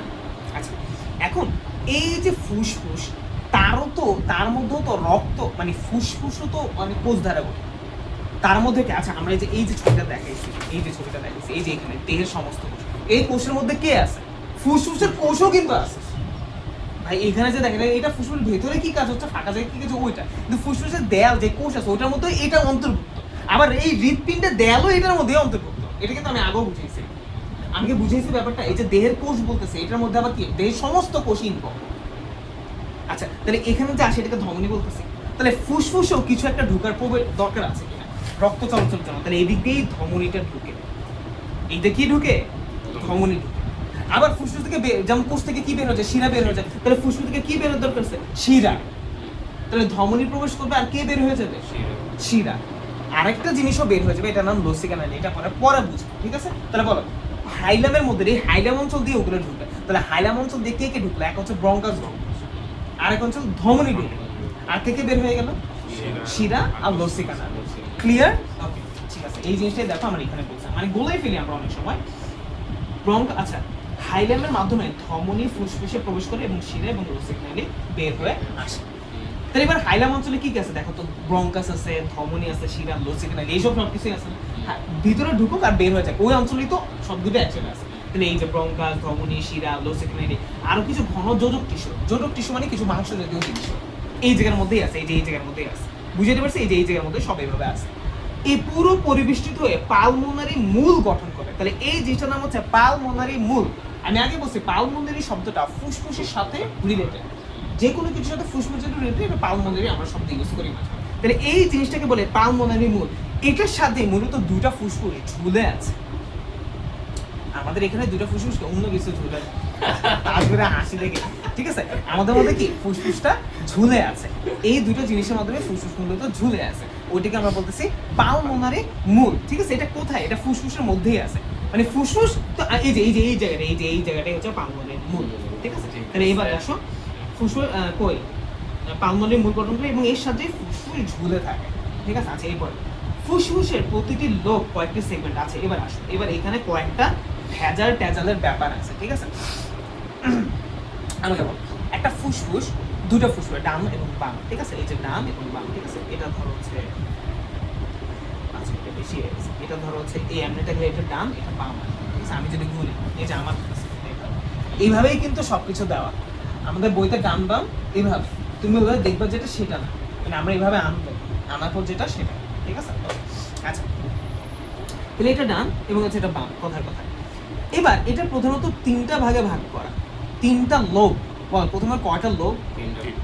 লোব হচ্ছে তিনটা। আমি যদি ডানের কথা বলি, লোব তিনটা। ঠিক আছে, এটা ডান আর এটা হচ্ছে ধরো বাম, লোব তিনটা। আর এখানে লোব কয়টা? লোব দুইটা। ঠিক আছে, এই লোবগুলো এই তিনটা লোব আবার সেগমেন্টে ভাগ হয়। সেগমেন্ট, এখানে সেগমেন্ট হচ্ছে 10টা আর এখানে সেগমেন্ট হচ্ছে 8টা। সেগমেন্ট 8টা। আমি কি বুঝেছি? এই সেগমেন্টগুলো আবার অসংখ্য ছোট ছোট ভার্সনে বের হয়, ওগুলো আবার বলে লোবিউল। লোবিউল, এটাও লোবিউল, রবিউল না, লোবিউল। ঠিক আছে, অনেকগুলো লোবিউল। তাহলে আমি বুঝে দিতে বললাম ডান ফুসফুস এবং বাম ফুসফুস তিনটা খণ্ড, মানে তিনটা লোবে ভাগ করা। এটা দুটা লোবে ভাগ করা। এটা সেগমেন্ট 10টা, এটা সেগমেন্ট 8টা। এটা লোবিউল, এটাও অনেক লোবিউল ভাগ। ঠিক আছে, আচ্ছা এটা ফুসফুসের ভিতরেই আর কি, ফুসফুস এটা অনেকগুলো ভাগ হচ্ছে, একটা ফুসফুস অনেকগুলো ভাগে ভাগ। আচ্ছা আচ্ছা, এই যে ব্রঙ্কাসটা যে ঢুকবে, মনে আছে এদিকে যে ব্রঙ্কাস ঢুকছে, ব্রঙ্কাসও প্রত্যেকটা ভাগে যে যে ছোট হতে থাকবে তখন এক একটা করে নাম ধারণ করবে। ওই নামগুলো আমাদের এখন বুঝতে হবে। তাহলে ভাই কি বুঝেছি বলো তো? এই যে পুরো ধরো ব্রঙ্কাসটা এখানে আসবে, তাই না? এখানে ঢুকবে, এখানে এখানে একটা নাম হবে, আবার এখানে যাবে, এখানে একটা নাম হবে, এখানে আবার এখানে যখন আসবে এখানে তার একটা নাম হবে। ভাগ ভাগ ভাগ করলে এই যে এরকম ভাগ ভাগ করলে তার একটা নাম হবে। ধরো এই প্রথমে তিনটা ভাগে, এই দেখো 1 2 3 এই তিনটা ভাগে ভাগ করে, হ্যাঁ এই দেখো একটা ভাগ, এই যে দুইটা ভাগ, এই যে তিনটা ভাগ। এই প্রত্যেকটা ভাগে আবার কি 10টা সেগমেন্ট, এই প্রত্যেক তিনটা মিলে আবার 10টা সেগমেন্টে ভাগ হবে। ওই সেগমেন্টটা যায় তাদের নাম আবার ভিন্ন হয়ে যাবে, আবার আরেকটা যে আবার লোবিলো যায় নাম ভিন্ন হয়ে যাবে, তারপর সামনে যেটা আরো ভিন্ন হয়ে থাকবে। তারপর আমরা দেখবো যে কি হয় এন্ড অফ দ্য টাইম। ওকে, আচ্ছা তাহলে এবার আসো কোথায়? আচ্ছা ডান ফুসফুস 10টি এবং বাম ফুসফুস, আচ্ছা এই যেটা ফুসফুসের প্রতিটি লোব কয়েকটি সেগমেন্টে ভাগ হয়। ডান ফুসফুস টোটাল 10টা এবং বাম ফুসফুস 8টা সেগমেন্টে ভাগ হয়। প্রতিটি সেগমেন্টে আবার অসংখ্য লোবিউলে বিভক্ত। তাই না বলছি? আচ্ছা এখানে একটা ভুল কথা বা ট্রাইট কথা কিছু একটা লেখা আছে। লোবিউলগুলো ফুসফুসের কার্যকারী একক। এই লাইনটা দেখছো? বলতো এখানে ফুসফুসের কার্যকারী একক কি বলছে? আমাদের দেহের কার্যকারী একক কি বলতে হয়? কোষ। আর ফুসফুসের কার্যকারী একক কাকে বলা হইতেছে? ওই লোবিউলগুলো। এখানে দেখছো এই তথ্যটা? বলো ফুসফুসের কার্যকারী একক কে? কিন্তু দেখো সেম আবার অন্য কথা, অ্যালভিউলাস ফুসফুসের কার্যকারী একক। ঠিক আছে, আচ্ছা আমরা এই নিয়ে পরে অ্যালভিউলাস কেটে নিয়ে পরে সমস্যা নেই, আমরা এখানে ফিরে আসি, ওটা কথা বাদ। ফুসফুস রক্ত সংবহনতন্ত্র পরিবেশের মাধ্যমে O2 এবং কার্বন ডাই অক্সাইড বিনিময় করে। আচ্ছা রক্ত সংবহনতন্ত্র বলতে কি বোঝায়? এই যে পুরোটা, তাহলে ফুসফুস এই যে রক্ত সংবহনতন্ত্রের সাথে এবং বাইরের সাথে অক্সিজেন এবং দেখো এই যে এখানেও অক্সিজেন কার্বন ডাই অক্সাইড বিনিময় ঘটাতেছে। এই পুরোটা রক্ত সংবহনতন্ত্র না? এবার এই পুরোটা কি? রক্ত সংবহনতন্ত্র। এই পুরোটা শ্বসনতন্ত্র আর এইটা বাইরে। তাহলে এই ফুসফুসটা কি করে? রক্ত সংবহনতন্ত্র এবং বাইরের পরিবেশের সাথে বিনিময় রক্ষা করে, তাই না? ফুসফুসের মাধ্যমে তো এই জিনিসটা রক্ত যায়, তাই না? তো এটাই লিখছে দেখো, ফুসফুসের রক্ত সংবহনতন্ত্র এবং পরিবেশের মধ্যে অক্সিজেন এবং কার্বন ডাই অক্সাইডের বিনিময় ঘটে। ঠিক আছে, একটু পর্যন্ত বুঝছি। এবার আমরা ওই জিনিসটা বলবো, ওই যে আমাদের ব্রঙ্কাসটা ভাগ হইতে এক একটা ভাগে যায়। ধর প্রথমে ব্রঙ্কাসের তিনটা লোবে গেল, তিনটা লোবে গেলে তাদের নাম যা আছে, তারপর যখন সেগমেন্ট যাবে তাদের নাম অন্যটা হয়ে যাবে, আবার লোবিউলে যাবে তাদের নাম অন্যটা হয়ে যাবে। এবার ভাগ হইতে বিভিন্ন নামে তারা ধারণ করবে, অবতরণ করবে। সেই জিনিসগুলো দেখবো মাঝে মাঝে এই সঙ্গে বলাই ফেলে। ওকে, ট্রাকিয়ার বিভাজন। এবার আমরা ওই ট্রাকিয়া থেকে আবার শুরু করবো, এই যে এখান থেকে শুরু করবো ট্রাকের বিভাজন। বলো ট্রাকের বিভাজনের ফলে প্রথমত কি হয়? দুইটা ব্রঙ্কাস তৈরি, ডান ব্রঙ্কাস এবং ডান ব্রঙ্কাস ডান ফুসফুস এবং বাম ব্রঙ্কাস বাম ফুসফুস। ওদেরকে আমরা বলি প্রাইমারি ব্রঙ্কাস। কি বলি? একবার ইনিশিয়ালি যে দুটো ঢুকলে এই দুটোকে আমরা কি বলতেছি প্রাইমারি ব্রঙ্কাস। এই যে প্রাইমারি ব্রঙ্কাস, ওর মনে বেশি ঠান্ডা আছে, ঠিক আছে, প্রাইমারি ব্রঙ্কাস বলতেছি এটাকে, ঠিক আছে, প্রাইমারি ব্রঙ্কাস। ওকে, ভালো মতো খেয়াল করবে এখানে প্রাইমারি ব্রঙ্কাস বিভক্ত হয়ে প্রতিটি লোবের জন্য একটি করে সেকেন্ডারি ব্রঙ্কাস বা লোবার ব্রঙ্কাস করে। আচ্ছা, প্রথমে আসুন, আমাদের এই যে ফুসফুসটা যায়, এই ফুসফুস, এই ধরো হচ্ছে আমাদের ডান ফুসফুসটা, ধরো আমি জাস্ট এটার জন্য বুঝেছি, অন্যগুলো এত না। এখানে যখন ঢুকবে, এই যে ঢুকলে, এটার নাম কি প্রাইমারি ব্রঙ্কাস। তারপরে এটা জানি তিনটা সেগমেন্টে ভাগ হয়েছে, এই যে এখানে একটা ঢুকবে, এখানে একটা ঢুকবে, এখানে একটা ঢুকবে, এগুলোর নাম সেকেন্ডারি ব্রঙ্কাস। অথবা যেহেতু লোবে ঢুকছে, তিনটা লোবের জন্য লোবার ব্রঙ্কাস। তাহলে প্রাইমারি ব্রঙ্কাস সাথে বলতে তাহলে ডিরেক্ট ফুসফুসে ঢুকবে। তারপর শুরুতেই ঢুকে কয়টা লোবে ভাগ হবে? ধরে ডান ফুসফুস কিন্তু তিনটা, বাম ফুসফুস দুইটা। ওই লোবগুলো যে ভাঙো ওগুলোকে বলতেছে সেকেন্ডারি ব্রঙ্কাস অথবা লোবার ব্রঙ্কাস, যেহেতু এটা লোবে ঢুকছে। ক্লিয়ার ব্যাপারটা? এই জ্ঞানজম লাগতে পারে। ওকে, গঠন করে ডান ফুসফুস তিনটে, বাম ফুসফুস দুইটা। তাহলে ডান ফুসফুস লোবার ব্রঙ্কাস কয়টা থাকবে? তিনটা। আর বামে দুইটা। অথবা সেগমেন্ট, অথবা হচ্ছে সেকেন্ডারি ব্রঙ্কাস, ঠিক আছে।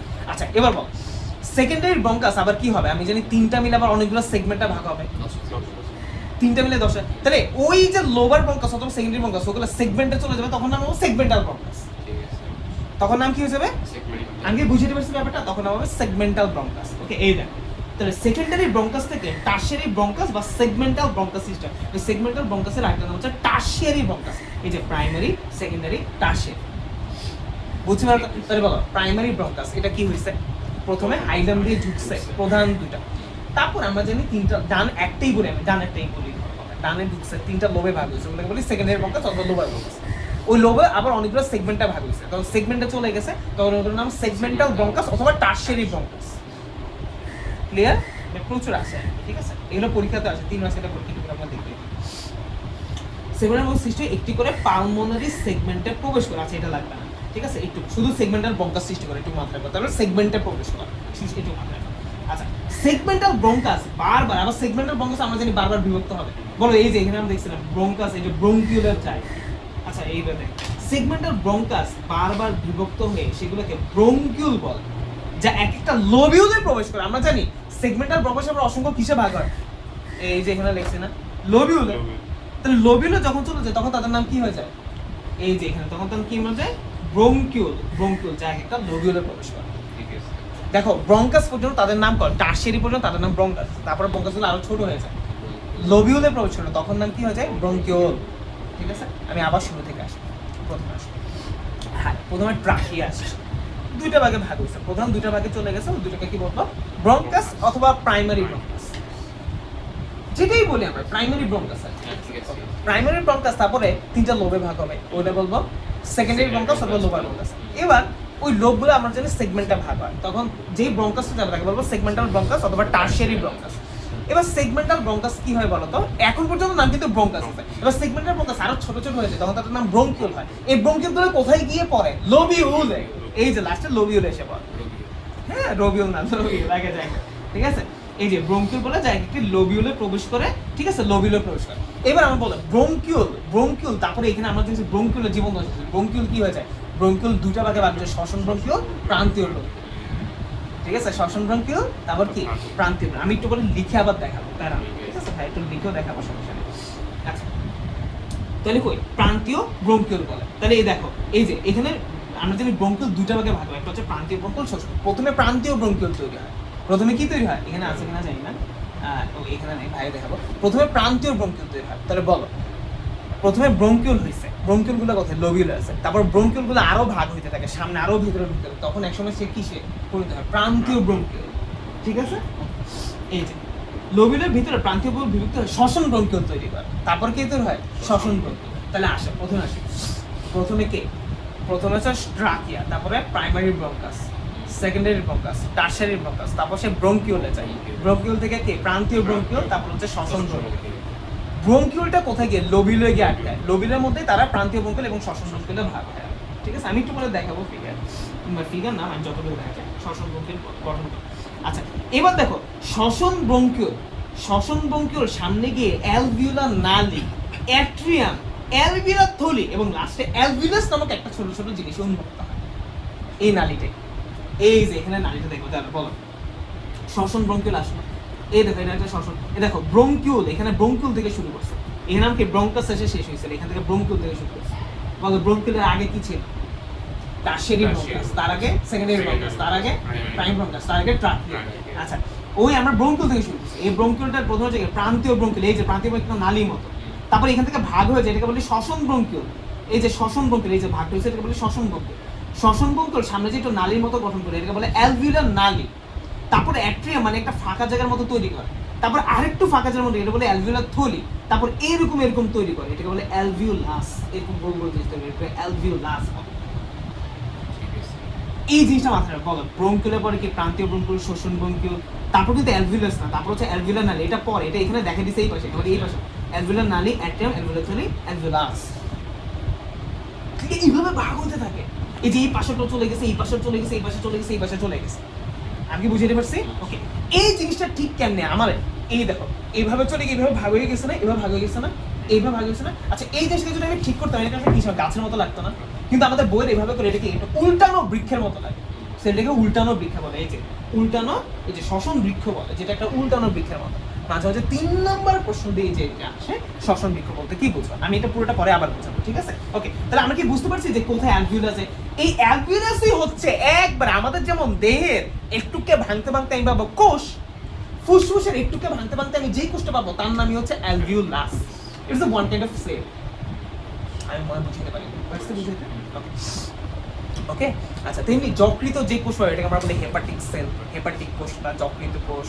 হৃৎপিণ্ডকে বলি হৃদকোষ, হৃদপেশি। আমরা এরকম প্রত্যেকটা স্পেশালাইজড অঙ্গের কিন্তু কোষ আছে, একটা হচ্ছে আমাদের নর্মাল কোষ, একটা হচ্ছে স্পেশাল অঙ্গের। তেমনি ফুসফুসের আমি ভাঙতে ভাঙতে ভাঙতে যখন কোষ লেভেলে আমি চলে যাবো তখন আমি কি পেয়ে যাবো? অ্যালভিউলাসকে। আচ্ছা এবার দেখি আমার সাথে পারো নাকি। প্রথমে আসলো ট্রাকিয়া, দুটো ভাগ হয়। তারপর আমি শুধু নাম বলি, কোথায় ঢুকছে ওইটার নাম পরে, আমি শুধু নাম বলি। প্রাইমারি ব্রঙ্কাস, সেকেন্ডারি ব্রঙ্কাস অথবা লোয়ার ব্রঙ্কাস, টারশিয়ারি ব্রঙ্কাস অথবা সেগমেন্টারি ব্রঙ্কাস, তারপর হচ্ছে ব্রঙ্কিওল, পর হচ্ছে প্রান্তীয় ব্রঙ্কিওল, তারপর হচ্ছে শ্বসন ব্রঙ্কিওল। শ্বসন ব্রঙ্কিওলের পরে কি হয়? অ্যালভিউলার নালী, ঠিক আছে? তারপর অ্যাট্রিয়াম, তারপর অ্যালভিউলার থলি, তারপর alveolus. Okay, it's a huge pathway, ঠিক আছে? বাট পরীক্ষার খাতায় তো আমি এটাই বলছি, যদি এই জিনিসটা ভালো মতো না বুঝো পরীক্ষাতে একতলা পাস। এটা তুমি এখানে পড়ে তুমি যখন পড়তে তুমি দেখো, বিশ্বাস করো তোমাকে আমি এখন বুঝে বুঝে বলতেছি দেখে, কেন ভাইয়ারা তো এই জিনিসটা সাফার আমাদের এটা বললেও বুঝতো না, কিরে এইখান থেকে কি এলো, এটা ব্রঙ্কিওল কোত্থেকে আসতো। ব্যাপারটা সহজ, বাট ধরাই দিতে হবে, ঠিক আছে? আচ্ছা যদি মানুষ বই পড়েই সব ঘুরতো তাহলে কলেজ টলেজ কিছু রাখতো? ক্লাসই তো হইতো না, বই দিয়ে দিত শুধু ফাইনাল পরীক্ষা দিবা নাকি, ঠিক আছে? আসলে কিন্তু কলেজ দিয়ে আমাদের লাভটা কি? হে বাসায় পড়তে হয় স্যারদের কাছে, ভাইয়াদের কাছে, দরকার আছে মানে আমার কেন? দিস ইজ আমার উপার্জনের একটা পাথওয়ে, আমি বলতেছি, বাট এটা তো আমার দরকার নেই। মানে আমার টাকার দরকার আছে, কিন্তু আমি বলতেছি এই জিনিসটার দরকার নেই। এই জিনিসটার মানে আমাদের যে যদি কলেজগুলোয় ভালো, বরং আমরা কলেজের টিচারকে টাকা বেশি দেয়। আচ্ছা কলেজের টিচার পড়ায় না কেন জানো? কলেজের বেতন জানো? তোমার কলেজের লাইব্রেরি কলেজের বেতন কত? 12,000 টাকা। 12,000 টাকা কি পড়বে তারা? সারা মাস ক্লাস নিয়ে 12,000 টাকা পাবে। পরবর্তী সর্বশেষগুলো ভালো টিচার 16,000 টাকা বেতন পায় বলছে। আর যারা খুব সিনিয়র পরীক্ষা কমিটিতে ইয়ে পেয়েছে 30,000 টাকা। কি হয় তাদের এই বেতন? কেন তারা ডেডিকেশন দিবে? আমাদের সেই জায়গাটা প্রশ্ন আসে না? তাদেরও যে আমরা দোষ দিই এটা তো লাভ নাই।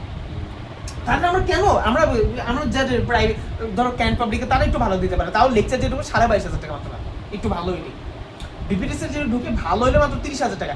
এই লোক যখন ও চাকরি করতে যাবে সেটা 40,000 টাকা স্টার্টিং এ চাকরি করতে যাবে পাবলিক ইউনিভার্সিটিতে বের হয়, তো কেন 30,000 টাকা দিয়ে এই খ্যাপ মারবে, এই সারাদিন ধরে এমন করবে, এই কথা ওই কথা, মানে কত কিছু ব্যাপার স্যাপার পড়ার। তাদের যদি এমন হতো না, আমি টিচারদের দিব সবচেয়ে বেশি টাকা, ঢুকে সেটা আমি 1 লাখ টাকা, তখন দেখবে কিসের আমি পোলাইন পড়াবো। আর এমনও করতে হবে যে ওইখানেই যাতে পড়াইতে ভালো মতো পড়াইতে ওইভাবে টিচারদের নাহলে বাদ করে দিবে, এই করে দিবে, এরকম সিস্টেম রাখা দরকার। আর ভালো পেমেন্ট দিবে, টিচার অটোমেটিকলি পড়াবে। এবং পড়ানোর সিস্টেম এমন থাকতে হবে সে যত ভালো কাজ করবে তার উপর তার টাকা পয়সা ওর উপর যাবে কই।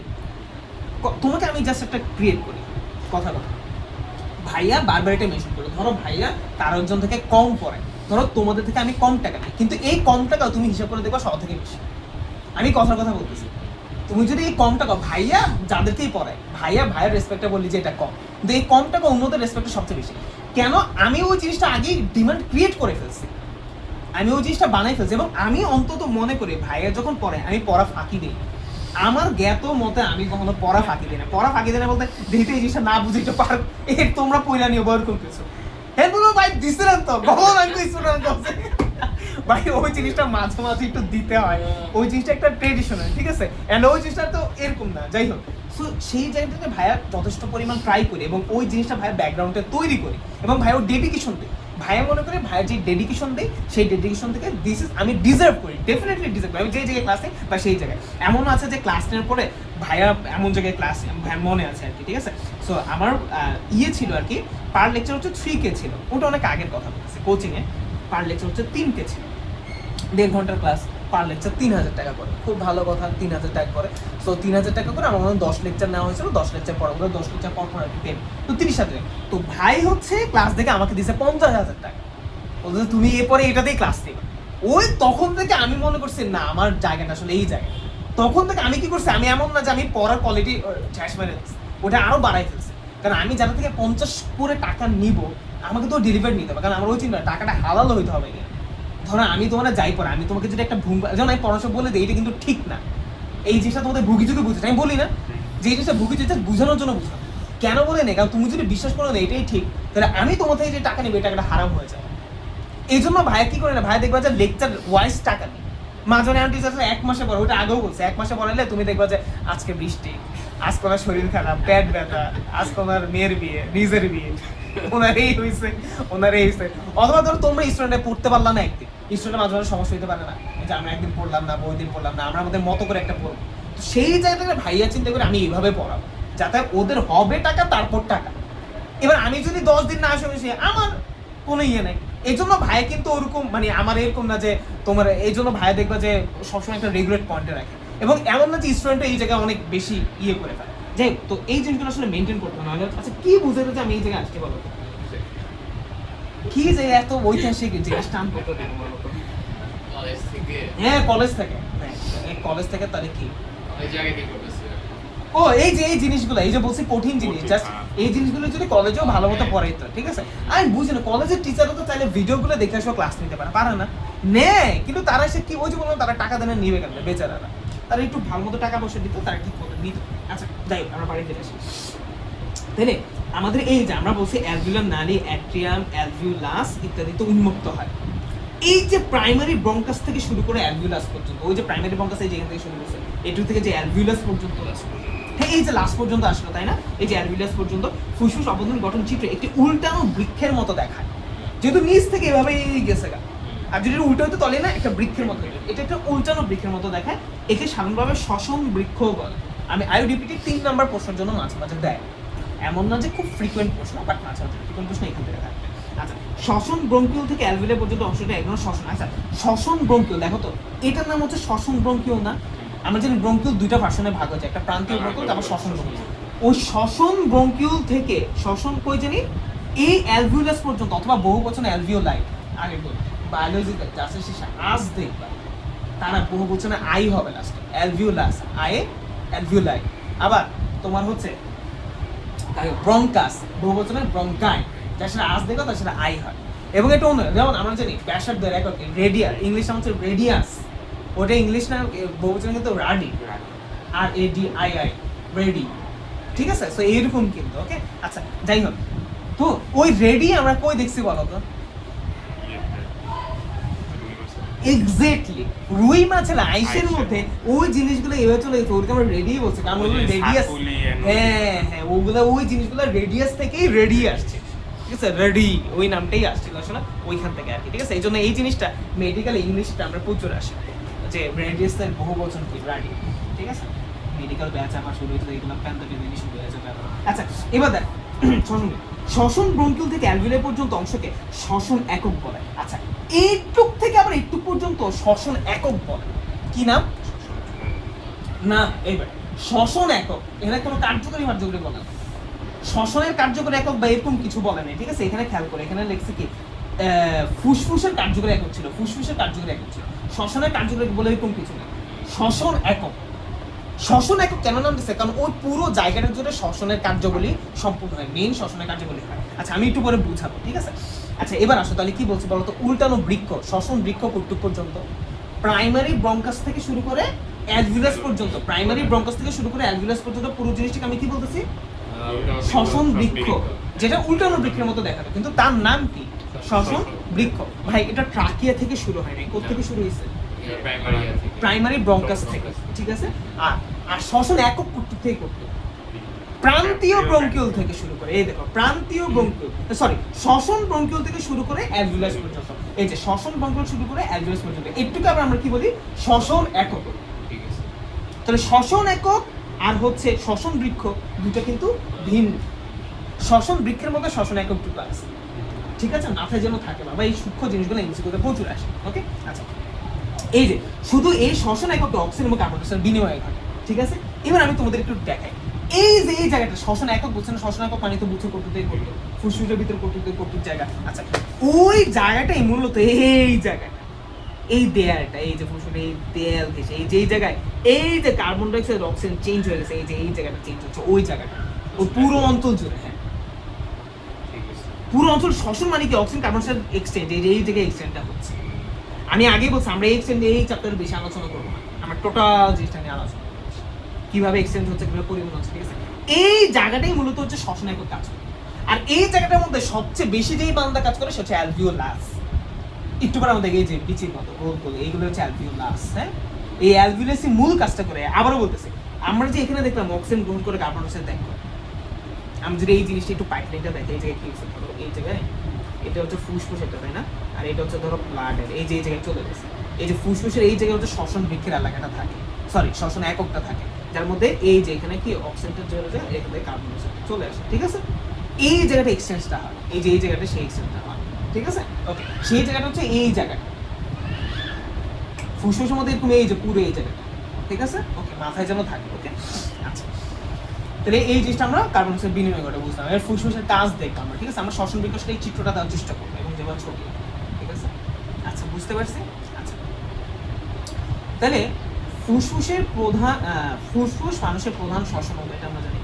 ফুসফুসের অ্যালভিওলাইয়ে ব্যাপক প্রক্রিয়ায় শ্বসন গ্যাস অক্সিজেন এবং কার্বন ডাই অক্সাইড বিনিময়। আচ্ছা এই যে এখানে অক্সিজেন এবং কার্বন ডাই অক্সাইড নেই, আমি আগে বলছি একটু এই জায়গায় মূলত, এবং এই জায়গার মধ্যে সবচেয়ে বেশি পরিমাণ কাজ করে অ্যালভিওলাস।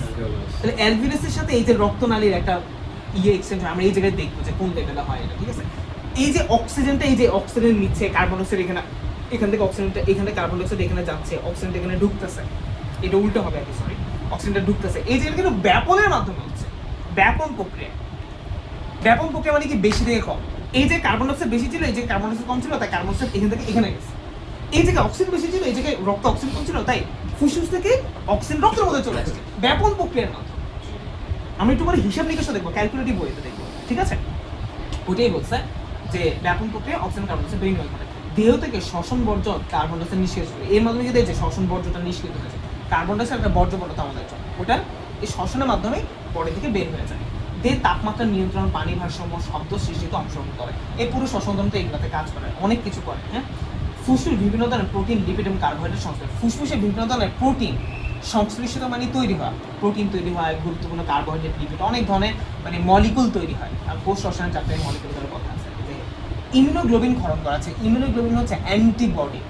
আমাদের শরীরে যখন ভাইরাস ব্যাকটেরিয়া অ্যাটাক করে তখন আমাদের শরীরে তার বিরুদ্ধে অ্যান্টিবডি তৈরি করে, ওগুলো আমরা পরে আসবো, সে অ্যান্টিবডিও তৈরি করে। ইমিউনোগ্লোবিন অ্যান্টিবডিকে বোঝায়। যাই হোক, ফুসফুসীয় টিস্যু, এইটা খুবই ইম্পর্টেন্ট। ফুসফুসীয় টিস্যু, আচ্ছা ফুসফুসীয় টিস্যু মানে ফুসফুস যে মাংস, যে অ্যালভিওলাস, এই যে এগুলোকে বুঝেছে। ফুসফুসীয় টিস্যু সেরাটোনিন ও হিস্টামিন সংরক্ষণ এবং বিমুক্ত করে, দুইটা কেমিক্যাল তারা সংরক্ষণ করে রাখতে পারে এবং মুক্ত করতে পারে, প্রয়োজনে ক্ষরণ করতে পারে। এটার নাম হচ্ছে সেরাটোনিন এবং হিস্টামিন। এগুলা আমাদের রক্তনালী সংকোচন প্রসারণে সহায়তা করে।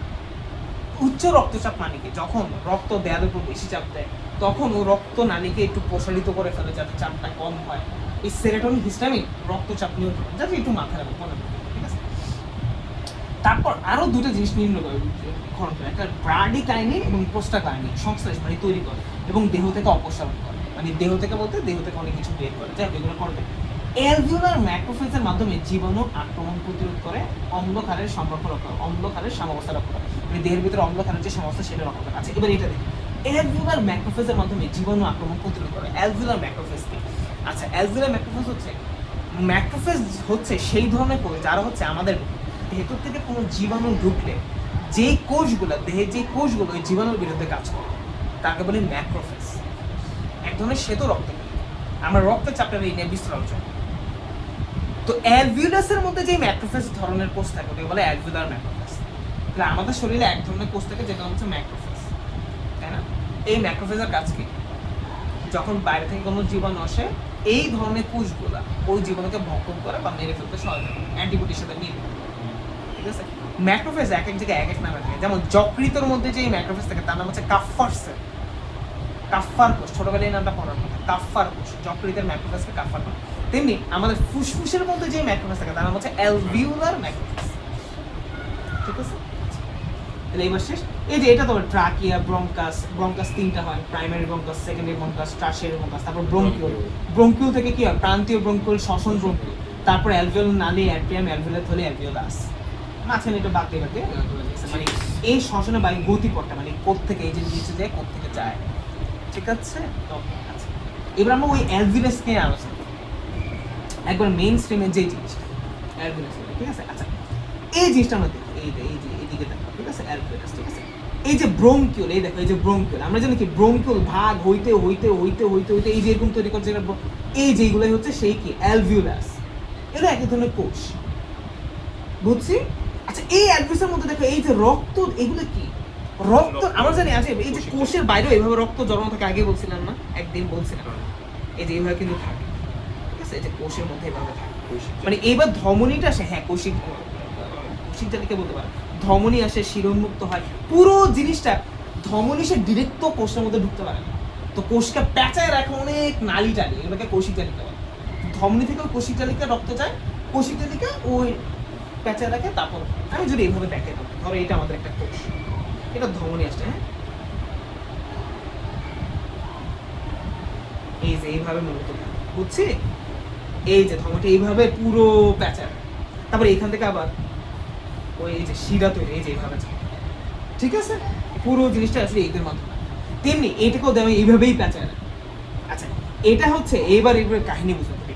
আমি এখন তোমাকে যেই চিত্র যেই জায়গাটা বুঝেছি আমি পরে আবার এই যে হচ্ছে এই জায়গাটা বা এই দেয়ালটা বা যেই জায়গা হোক, আচ্ছা আমি এভাবে দেখাচ্ছি, এটা কিন্তু পুরো ফুসফুস জুড়ে এইভাবে থাকে, আমি শুধু একটুকে লাগাই রাখছি।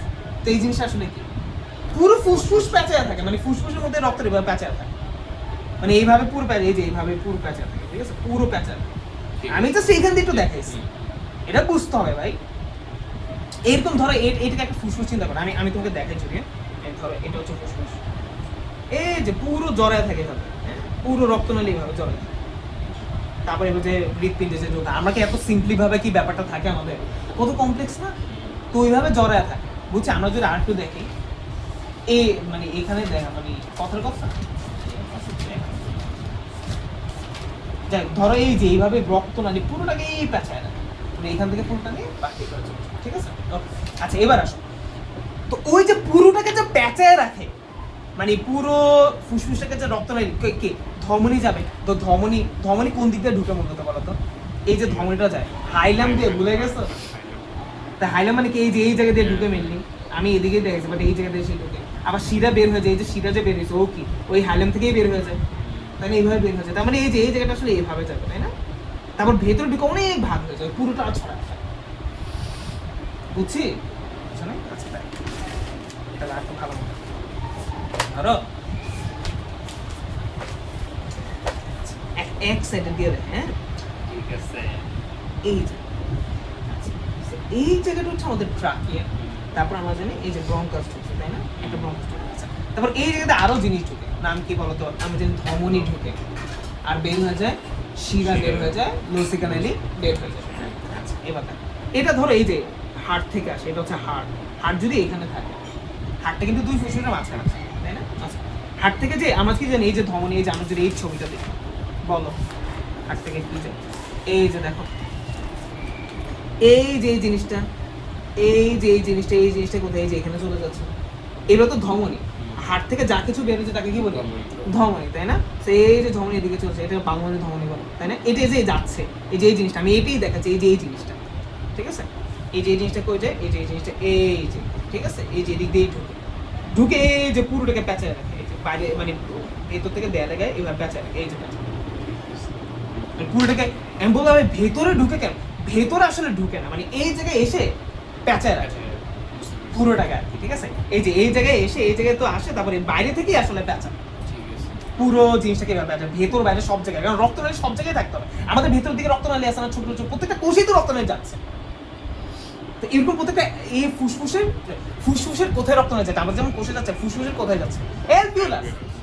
ওই অ্যালভিওলাস লেভেলেই দেখাচ্ছে, দেখো এই দেখো এইটা হচ্ছে ধমনী, এই যে ধমনীটা যে এই যে পুরোটাকে প্যাঁচা রাখতেছে, আবার এখান থেকে আবার শিরা তৈরি হয়ে যাবে, এই যে ধরো শিরা আবার বের হয়ে যাচ্ছে, এই যে আমি আলটিমেটটা দেখাচ্ছি ভেতরে এরকম হচ্ছে, এই যে আমি এই লাইনটা শুধু দেখাচ্ছি, এই যে এটা বের হয়ে ঢুকছে, এই যে কিন্তু ভেতরে বাইরের দিক দিয়ে এবার সবাই প্রত্যেকটা অ্যালভিওলাসকে প্যাঁচা রাখছে। ওই অ্যালভিওলাস লেভেলে মূলত এই জিনিসটা ঘটতে থাকে, এই যে এই জিনিসটা ঘটতে থাকে অ্যালভিওলাস লেভেলে, বুঝছি? তাহলে বলো আমার এই যে হৃৎপিণ্ড থেকে যে যাচ্ছে, হৃৎপিণ্ড থেকে যাচ্ছে, আচ্ছা ভালো কথা, আমি এটা বুঝে নাই তারপর ওটা বুঝি। এই যে হৃৎপিণ্ড থেকে যে এইটা যাচ্ছে, তাহলে এটা কিভাবে? এটা যায় পুরো ফুসফুসকে প্যাঁচা রাখে। পুরো ফুসফুসে প্যাঁচা রাখে বলতে এই যে এটা ধরো যে পুরো ফুসফুসকে প্যাঁচা রাখে মানে কি? অ্যালভিওলাসকে প্যাঁচা রাখে। তা অ্যালভিওলাস তো ওই প্যাঁচানো অবস্থায় এই অ্যালভিওলাস থেকে অক্সিজেনটা টুক করে রক্তে ঢুকে যায়, কারণ অ্যালভিওলাসের মধ্যে এই যেখান থেকে এসে ফুসফুসের মধ্যে কি জমা আছে? অক্সিজেন জমা আছে। অ্যালভিওলাসে টুক করে রক্তে চলে আসে, আর রক্ত থেকে কার্বন ডাইঅক্সাইডটা অ্যালভিওলাসে চলে যায়, অ্যালভিওলাস হয়ে এই কার্বন ডাইঅক্সাইডটা বের হয়ে যায়, ফুসফুস দিয়ে বের হয়ে যায়, আর ওই অক্সিজেনটা রক্তে মিশে যায়, এই যে এখান থেকেই রক্তটা মিশে, এই যে এখান থেকে যেটা আসে এই যে এসে এখান থেকে বের হয়ে যায়। বুঝতে পারছি ব্যাপারটা? ওকে, আচ্ছা আচ্ছা ওকে। এবার আসুন, তাইলে আমার কি হলো, আমরা ব্যাপারটা পুরো বুঝলাম যে ঢুকলো তারপর হচ্ছে বের হয়েছে, এবং এই কাজটা মূলত অ্যালভিওলাস লেভেলে হয়। কোন লেভেলে হয়? অ্যালভিওলাস লেভেলে, ঠিক আছে? আচ্ছা আচ্ছা, এখানে আরেকটা ব্যাপার আছে, ওইটা কিন্তু আলাদা বিষয়। এটা হচ্ছে মূলত এই যে অক্সিজেন কার্বন ডাইঅক্সাইড এক্সচেঞ্জ। আর আরেকটা জিনিস হচ্ছে ফুসফুসের কোষের বেঁচে থাকার জন্য, ওই যে অ্যালভিওলাস ওই কোষটা বেঁচে থাকার জন্য। আচ্ছা প্রথম কথা হচ্ছে অ্যালভিওলাস কিন্তু এরকম ফাঁকা একটা গর্তের মতো আছে, দেখাইছে এই যে এরকম একটা গর্তের মতো চলছে, এই যে এই জায়গায় অক্সিজেন কার্বন ডাইঅক্সাইড থেকে এই জায়গা থেকে এই জায়গায় বাইরে চেঞ্জ, কিন্তু এই পুরো কোষটা বেঁচে থাকা লাগবে না। এই বেঁচে থাকার আমি বলছি কোষের মধ্যে অক্সিজেন ঢোকা লাগে, কার্বন ডাইঅক্সাইড ত্যাগ করা লাগে, ওই যে অন্তঃশোষণ, সেই অন্তঃশোষণ কিন্তু আর আলাদা ব্যাপার। ওটা হচ্ছে এই যে প্রত্যেকটা কোষের যে শ্বসন ওটার মতো, এই জায়গাটা কি বুঝতে পারছো? আবার একটা কথা বলি, এই যে এই মাত্র যেটা বোঝাচ্ছি এটা কোথায়? এটা হচ্ছে এই যে অ্যালভিওলাসের মধ্যে ভিতরে যে অ্যালভিওলাস গোল গোল বলের মতো, ওই ভেতরে কার্বন ডাইঅক্সাইড ঢুকে গেছে, তার থেকে অক্সিজেনটা বের হচ্ছে, ভালো। কিন্তু অ্যালভিওলাসের গোল বলের মতো, ওটা যে দেয়াল মাংস, ওটারও তো বেঁচে থাকা লাগবে, ওইটা তো একটা কোষ ধারে গঠিত, ওই অ্যালভিওলাস ওই কোষটাই, ওইটা তো শরীরের অন্যান্য কোষের মতো এখন কনসিডার করতে হবে, ওই কোষকে তো বেঁচে থাকতে হবে, ওই গর্তের মধ্যে কোষকে তো বেঁচে থাকতে হবে, কোষটা বেঁচে থাকার জন্য আবার অক্সিজেনটা দিব, সেই অক্সিজেনটা কিন্তু এই যে নর্মাল এই যে ধমনীর মাধ্যমে আছে, ওটা আরেকটা ভাবে যায়, ওইটা হচ্ছে অন্তঃশোষণের আন্ডার। আর আমরা বলছি যে ওর ফাঁকা জায়গার সাথে আমাদের রক্তের মাধ্যমে যে অক্সিজেন কার্বন ডাইঅক্সাইড এক্সচেঞ্জ হইতেছে, যে এখান থেকে এখানে, এখান থেকে এখানে, ওটার কথা আমি বলতেছি, ওটা হচ্ছে আমাদের এই চ্যাপ্টারে আমরা চলছে, বুঝেছি? তোমার এত কিছু বোঝার দরকার নাই, তোমাকে জাস্ট আমি একটু নাইস টু নো হিসেবে জানাই না, প্যাচ লাগে, আমি জানি যে প্যাচ লাগে, কিন্তু এগুলো না বোঝার হয়ে যাবে, ঠিক আছে? যাই হোক, ওকে। তো হচ্ছে ওই এই যে দেখো, এই যেখানে দেখছো, এই যে এই যে এইভাবে চিন্তা করে, এই যে এটা দেখো, এই যে পালমোনারি ধমনীর মাধ্যমে কার্বন ডাইঅক্সাইড, এই যে পালমোনারি ধমনী, এই যেখানে যেটা পালমোনারি ধমনী, তারপর সেটাকে এই যে ভেতরে যায়, আর কি বের হয়ে যায়? এই যে অক্সিজেন বের হয়ে যায়, এই যে দেখো পালমোনারি ধমনীর মাধ্যমে, এই যে এখান থেকে কি, এখান থেকে এই যে রক্তের মাধ্যমে কার্বন ডাইঅক্সাইড ঢুকছে, ঢুকে ফুসফুসে চলে, ফুসফুস মানে অ্যালভিওলাসে জড়ায় গেছে, তারপর অ্যালভিওলাস থেকে এই যে অ্যালভিওলাস থেকে অক্সিজেন আসছে, আর এই ভেতর থেকে এই যে কার্বন ডাইঅক্সাইড আছে এটা ওদিকে চলে গেছে, আর ওর ভিতরে যে অক্সিজেন ছিল এটা এখানে চলে আসছে, তারপর অক্সিজেনটা টুক করে এই যে অক্সিজেন, ঠিক আছে? ওকে, ব্যাপার না, আমি যদি ব্যাপার এই যে এটা হচ্ছে আমাদের এটা, ওকে? এই যে এই জিনিসটা, একটা কালার দাও, আবার কি কালার আছে? কথা বলো। আচ্ছা, আর এই যে এই বান্দা হচ্ছে, আর আমি কালারই উল্টা করে দিচ্ছি, ওরা তো ওই কালারই দিচ্ছিল, ওই কালার করা দেখতো, যাই হোক, ঠিক আছে? বুঝছো? ওকে। তো আমি আবার লিখে রাখি, এটা হচ্ছে ওই পালমোনারি ধমনীটা, ঠিক আছে, পাদ, ঠিক আছে, আর এটা পাশ, পালমোনারি শিরা, ঠিক আছে, ওকে, বুঝছো? আর এই ল্যাকটাই মূলত এখানে যে হচ্ছে ওই ফুসফুসের দেয়ালে। আচ্ছা এটা কি শুধু এই নিচের সাথে না, আমি আগে বলছি পুরোটা এভাবে পেঁচানো, এই যে পুরোটা এইভাবে, এখানেও কি এইটা পেঁচানো না এটা পেঁচানো, সবগুলোই পেঁচানো, একটা দেখানো হয়েছে। আর আমিও পুরোটাই পেঁচানো, জাস্ট বুঝানোর জন্য দিতে দিচ্ছি। অবশ্যই ভাবে মানে নিচ দেয়া ফুসফুস নিচ দেয়া গালি চলে গেছে, এরকম এরকম না রে বান্দা, পুরো ফুসফুসের পেঁচা রাখে, পুরো ফুসফুস থেকে নেয়। যাক, এটাই হচ্ছে মূলত শ্বসনের মূল কাজটা, এটাকে আশা করি বুঝছো। আরেকবারও বলতেছি, একটা জিনিস ভালো মতো বুঝবা, একটা হচ্ছে এই ডিব্বা, এই ডিব্বার মধ্যে ঢুকতেছে, ডিব্বা থেকে অক্সিজেন বের হচ্ছে, এটা হচ্ছে ডিব্বার গহ্বর থেকে বাতাস থেকে অক্সিজেন যেটা আসছে সেটা রক্তে যাওয়ার জন্য ওইটা। আর আরেকটা হচ্ছে ফুসফুস, এটা তো একটা কোষ, ওই কোষকে বেঁচে থাকার জন্য অন্য কোষের মতো তো শ্বসন হওয়া লাগবে, অন্তঃশ্বসন। ওই শ্বসনটা হচ্ছে ওর যে দেয়াল, এই যে এটা যে অ্যালভিওলাস, এই যে দেয়াল, এই যে এইটার মধ্যে অক্সিজেন এসে এটা মধ্যে কার্বন ডাই অক্সাইড বের হয়, এটা আর কি নর্মালের মতো। আর আমরা এখন যেটা এই গর্ত থেকে রক্তের মাধ্যমে যেটা যায় ওইটা, এটাও কোষ থেকে রক্তের মাধ্যমে যায়, কিন্তু হচ্ছে তো অন্তঃশ্বসন আন্ডার, ওইটা আমরা দেখছি না, ঠিক আছে, ওইটা এখানে নাইও বলা, আমি তোমাদেরকে অ্যাডভান্স বললাম আর কি, ব্যাপারটাকে ফিল করানোর জন্য, ফিল করাতে যে আবার বিপদে ফেলাই দেয় মাঝে মাঝে, এই জন্য সবসময় বেশি বলি না।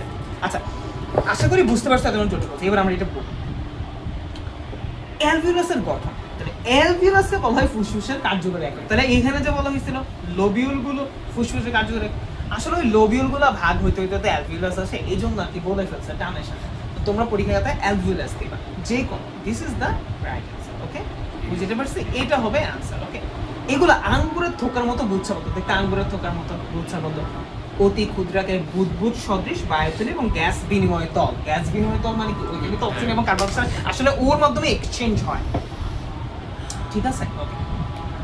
ফুসফুসের অ্যালভিওলাসের সংখ্যা বয়সের সাথে সম্পর্কিত, যত বয়স বাড়বে অ্যালভিওলাসের সংখ্যা আচ্ছা ভালো। নবজাতক তো বাড়বে না, ফুসফুসই তো বাড়তেছে, ফুসফুসের আকার বাড়লে অ্যালভিওলাসের আকার বাড়বে না, কারণ ফুসফুসের ওই কোষটাকে আমরা আলটিমেটলি অ্যালভিওলাসের মতো তুলনা করছি। নবজাতক শিশুর ফুসফুসে মাত্র 20 মিলিয়ন অ্যালভিওলাই থাকে, মাত্র 20 মিলিয়ন, ঠিক আছে। 8 বছর এই সংখ্যা 300 মিলিয়ন, অন্যদিকে একজন পূর্ণ বয়স্ক মানুষের দুটি ফুসফুসের প্রায় 480 মিলিয়ন, ঠিক আছে, এভারেজ এত থেকে এত থাকতে পারে। অ্যালভিওলাই, এখন অ্যালভিওলাই কেন বলছো, ওই যে বহু বচন, অ্যালভিওলাই সংখ্যা আমার একদিন পর ভাই এখানে অ্যালভিওলাস দেন, এটার নাম চেঞ্জ করে এটা অ্যালভিওলাই কি ভিন্ন জিনিস থাকে, এই জন্য আমি সব ক্লিয়ার করে বলি আর কি, ঠিক আছে, অনেক সময় পরীক্ষাতে। আচ্ছা অ্যালভিওলাই সংখ্যা ফুসফুসের আকারের উপর নির্ভরশীল, আগেই বলছি। অ্যালভিওলাসের ব্যাস 0.2 মিলিমিটার এবং প্রাচীর 0.2 মাইক্রোমিটার পুরো। আচ্ছা এবার আসো, ব্যাস বলতে কি বোঝায় একটু দেখো, এই যে এখান থেকে ডিব্বাটা ভেতর, এটা তো 2 ডাইমেনশনাল ছবি, কিন্তু এটা তো তুমি ফুটবলের মতো চিন্তা করো, ঠিক আছে, তাসবিহ চিন্তা করে ফেলছে ফুটবল। আচ্ছা চিন্তা করে, না না চোখ বন্ধ করে আচ্ছা এবার আসো, ওকে। আচ্ছা তাহলে আমার কি জানি বুঝাইতে দিচ্ছে, হ্যাঁ হ্যাঁ হ্যাঁ, আচ্ছা এটা হচ্ছে তার ব্যাস বোঝাই যে এখান থেকে এখানে কতটুকু, ঠিক আছে, কারণ কেন্দ্র থেকে কতটুকু, সেই ব্যাসটা কত 0.2 মিলিমিটার। এবার আসো এই যে প্রাচীর, এই যে কোষ দিয়ে যে প্রাচীর, সেটার আবার একটা ব্যাস আছে না, এটা আবার কত 0.2 মাইক্রোমিটার, বুঝছো তো কি বলছে না বলছে, ওকে। আচ্ছা এবার আসো, এগুলোর বাইরের দিকে প্রচুর কৌশিক জালিকা নিবিড় ভাবে থাকে, এটা আমরা দেখছি, ওকে ভালো কথা। পালমোনারি ধমনী থেকে এগুলোর উৎপত্তি হয়, এই বলো, এই যে পালমোনারি ধমনী থেকে এদের উৎপত্তি হয়, যে এর উৎপত্তি, কার উৎপত্তির কথা বলছে, কৌশিক জালিকা, অ্যালভিওলাসের না, কার কথা বলছে, কৌশিক জালিকার কথা। আচ্ছা এই যে বলছে, এই যে পালমোনারি ধমনী থেকে এই কৌশিক জালিকাগুলো উৎপত্তি হয়, ঠিক আছে, কই জানি বলো, এই যে পালমোনারি ধমনী থেকে সব কৌশিকগুলো উৎপত্তি হয় এবং পুনরায় মিলে পালমোনারি শিরা গঠন করে, যেমন বললাম প্যাঁচে টেঁচে কোষ থেকেও যেমন আবার শিরা বের হয়ে যায়, তেমনি ওইখান থেকে আবার শিরা বের হয়ে গেছে, বুঝতে পারছি ব্যাপারটা।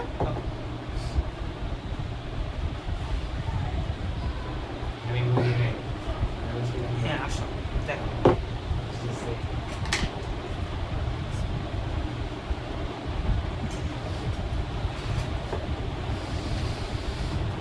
ওকে তাহলে এই যে বলতেছি পালমোনারি ধমনী থেকে, এই যে পালমোনারি ধমনী থেকে এই কৌশিক জালিকা উৎপত্তি, তারপর কৌশিক জালিকাগুলা ওই ধমনী টমনী কাজ শেষ হওয়ার আবার অ্যালভিওলাস থেকে কি হিসেবে বের হয়, এই যে শিরা হিসেবে আবার বের হয়ে যায়, ওই যে কই এই যে, এবং পুনরায় পালমোনারি শিরা গঠন কোষের মতো, এই যে আমরা কি দেখছিলাম ধমনী ঢোকে শিরা বের হয়েছে, ওরকম, ঠিক আছে। প্রত্যেক অ্যালভিওলাসের প্রাচীর অত্যন্ত পাতলা, চাপা, স্কোয়ামাস এপিথেলিয়াল কোষ দিয়ে গঠিত আছে। স্কোয়ামাস মানে যাদের আকৃতি মাছের আইসের মতো, মাছের আইস, এইগুলো দেখতে অনেকটা মাছের আইসের মতো, এই যে এই আকৃতিকে স্কোয়ামাস বলে, ঠিক আছে? আচ্ছা, গঠিত সহজেই ব্যাপন ঘটতে পারে, কারণ ওই তলের সাথে ব্যাপন ঘটতে পারে। ব্যাপন মানে কি, ওই যে বললাম বেশি থেকে কম চাইতে হবে, তাহলে তো বিনিময় হবে না। আচ্ছা আচ্ছা, অ্যালভিউলাসের প্রাচীর, এই যে অ্যালভিউলাসের প্রাচীর ফ্যাগোসাইটিক অ্যালভিউলার ম্যাক্রোফেজ ধারণ করে। তো ওই যে অ্যালভিউলাসের প্রাচীর কি, এই যে প্রাচীর, এই প্রাচীরের মধ্যে কি থাকে, ওই যে ম্যাক্রোফেজ কোষগুলো, ওগুলোর নাম কি, অ্যালভিউলার ম্যাক্রোফেজ। এইটার কাজ কি, ওই যে জীবাণু টিবাণু এসে ভক্ষণ করে ফেলে, ঠিক আছে? ফ্যাগোসাইটিক, দেখো এখানে একটা নাম দিচ্ছে, ফ্যাগোসাইটিক অ্যালভিউলার ম্যাক্রোফেজ। মূলত ওরা অ্যালভিউলার ম্যাক্রোফেজ না, ফ্যাগোসাইটিক কেন বলছে, ফ্যাগোসাইট মানে ভক্ষণ করে ফেলে জীবাণু, কেন ফ্যাগোসাইট মানে ভক্ষণ করে, ঠিক আছে। ঠিক আছে? ম্যাক্রোফেজ অণুজীব এবং অন্যান্য বহিরাগত কণা ধ্বংস করে। অণুজীব বলতে ব্যাকটেরিয়া, ভাইরাস বোঝাচ্ছে, ঠিক আছে? ম্যাক্রোফেজ গুলো অ্যালভিউলার ম্যাক্রোফেজ। তাছাড়া প্রাচীরে কোলাজেন এবং স্থিতিস্থাপক তন্তু থাকে। তাহলে এই যে প্রাচীরের মধ্যে, এটা কার প্রাচীর, অ্যালভিউলাসের প্রাচীর, এর মধ্যে কোলাজেন থাকে বা স্থিতিস্থাপক তন্তু থাকে, মানে যাতে স্পঞ্জের মতো হয়, ঠিক আছে? ফুসফুসে স্পঞ্জের মতো ওই জিনিসগুলোর জন্য হয়, ঠিক আছে? এগুলোর কারণ আছে যেটা আমরা দেখবো। এই স্থিতিস্থাপক সূত্রের মাধ্যমে শ্বাস প্রশ্বাসের সময় অ্যালভিউলাস সহজে প্রসারিত পুরোসে ফিরে আসে।